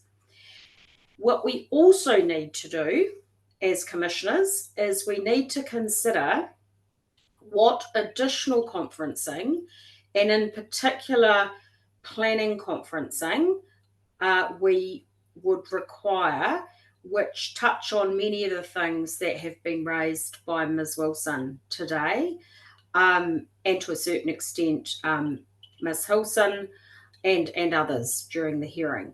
So just because we've got this memorandum from the Golf Club and Nelson Airport, and we may get something similar from the Tahuna Beach Camp and those parties, that doesn't mean that that is the only planning discussions that are going to take place, because remember, those planning discussions don't, for example, include the last issue that Mr. Dace just talked about, which was the engine testing issue. So we as commissioners need to have a think about what additional conferencing we would welcome, and we need to keep it confined. We're conscious of that, and we need to probably put some proper context around it so that it's not just an open-ended, go off and talk about everything you can possibly think about. So that's what we're going to do with planning. But I'm waiting to hear back from the beach camp and the airport and the council with regard to their particular issues. Whether we need any further conferencing with regard to economics, again, I think the commissioners need to have a think about that. We had indicated that we didn't think that was necessary at the end of the process on Friday, but I think that, as Ms. Hampson has specifically mentioned it, I think it's worth us having a think about that. And then we just need to confirm our position with regard to noise and aviation, which, look, I'm just speaking for myself. I'll probably not, but I do want to have that conversation with the two commissioners. So that's kind of where we're at. So at the moment, we are in a pause position where we're largely operating in a 6-week period. But I'm just waiting to hear back from various parties. What I'm going to say with regard to the material that's been provided, which I appreciate, you all haven't had the opportunity to see. You've only had an opportunity to hear about it. If there are any questions, comments, requests for directions with regard to the material, and I'm particularly thinking that there might be in relation to the Tahuna Beach Camp opinion from DLA Piper, can you please put those through the hearing administrator, Harry Forrester, and then what I will do, I do not want to issue a whole series of directions and minutes. What we will do is we will consider everything in the round, and we will issue one set of directions on all of these outstanding matters. So I'm just waiting for, so if you do have anything in relation to that additional material, now remember this is not an opportunity to raise brand new matters or to simply discount the stuff you've heard from the people that presented today. But I do appreciate the matters from DLA Piper are new to the Tahuna Beach Camp, and as Mr. McFadden mentioned, they haven't had the benefit of having seen any kind of quote legal advice from the council, so they will now see something, and I think they need to, have an opportunity to let us know what they would like us to do with that, and then of course we need to think about that ourselves. We also need to think about whether it's raised any additional questions for us. Now, my thinking on the timing of that, the memo from the airport and the golf club, just bear with me while I find it, came in on, was that Monday the 20th? It came in on the 20th. So they had requested a 6-week adjournment from the 20th. Look, I don't think we need to be too precious about the time, and I'm going to suggest that if anyone, it would be really helpful to hear from the Tahuna Beach Camp, the Nelson Airport, and to whatever extent Nelson City needs to be involved as to what you would like to see in that 6-week adjournment. If you could provide that through Harry to us, what's today? Thursday. By Wednesday next week, close of business. That will then put us in a position to be able to issue that collective direction minute, whatever you want to call it, shortly thereafter, which would be very helpful because I think it provides some certainty for parties as to the process going forward. And as you know, we're in a kind of it's not a hiatus because it's a hiatus with reason. So there's stuff that's happening. So that's the process. We have now essentially concluded the hearing part of the process. We are now entering this pause part, which is going to include, people doing a bit of work, possibly some conferencing, certainly some discussions, and we will be minuting and or directing what our expectation is with regard to that process and what our expectation is with regard to timing. So that's all I need to say today. I do expect to hear from some of the parties. So you've got till next close of business next Wednesday to let us know as usual, if that's not possible, you just need to let us know so that we know that there's a issue if people are away or sick or whatever. But please do let us know because we want to provide some clarity on the process sooner rather than later. So without further ado, I will close, well, I'm not closing the hearing. I'm further adjourning the process. I'm closing the hearing part, but we're now moving into the adjournment part. So I will be issuing directions about that within about probably a week or 10 days, I would expect. Okay, thank you. And thank you to Harry and the team yet again for the fantastic support that you've provided both post the hearing and for this process and getting us all involved in this online experience, which, to be honest, can be a bit difficult. So hopefully it's worked for everyone else. And thank you to Natalie and to Natasha. It's been invaluable hearing from you today, I have to say. And although it was a bit weird to defer hearing from you for almost a week, I'm really pleased we did it that way. I think it's been invaluable, and it's given you a really good opportunity to reflect on up-to-date information, which is always invaluable to us. So that's all I wanted to say, and we will be back in touch in due course. Thank you, Helen. Mā te wā.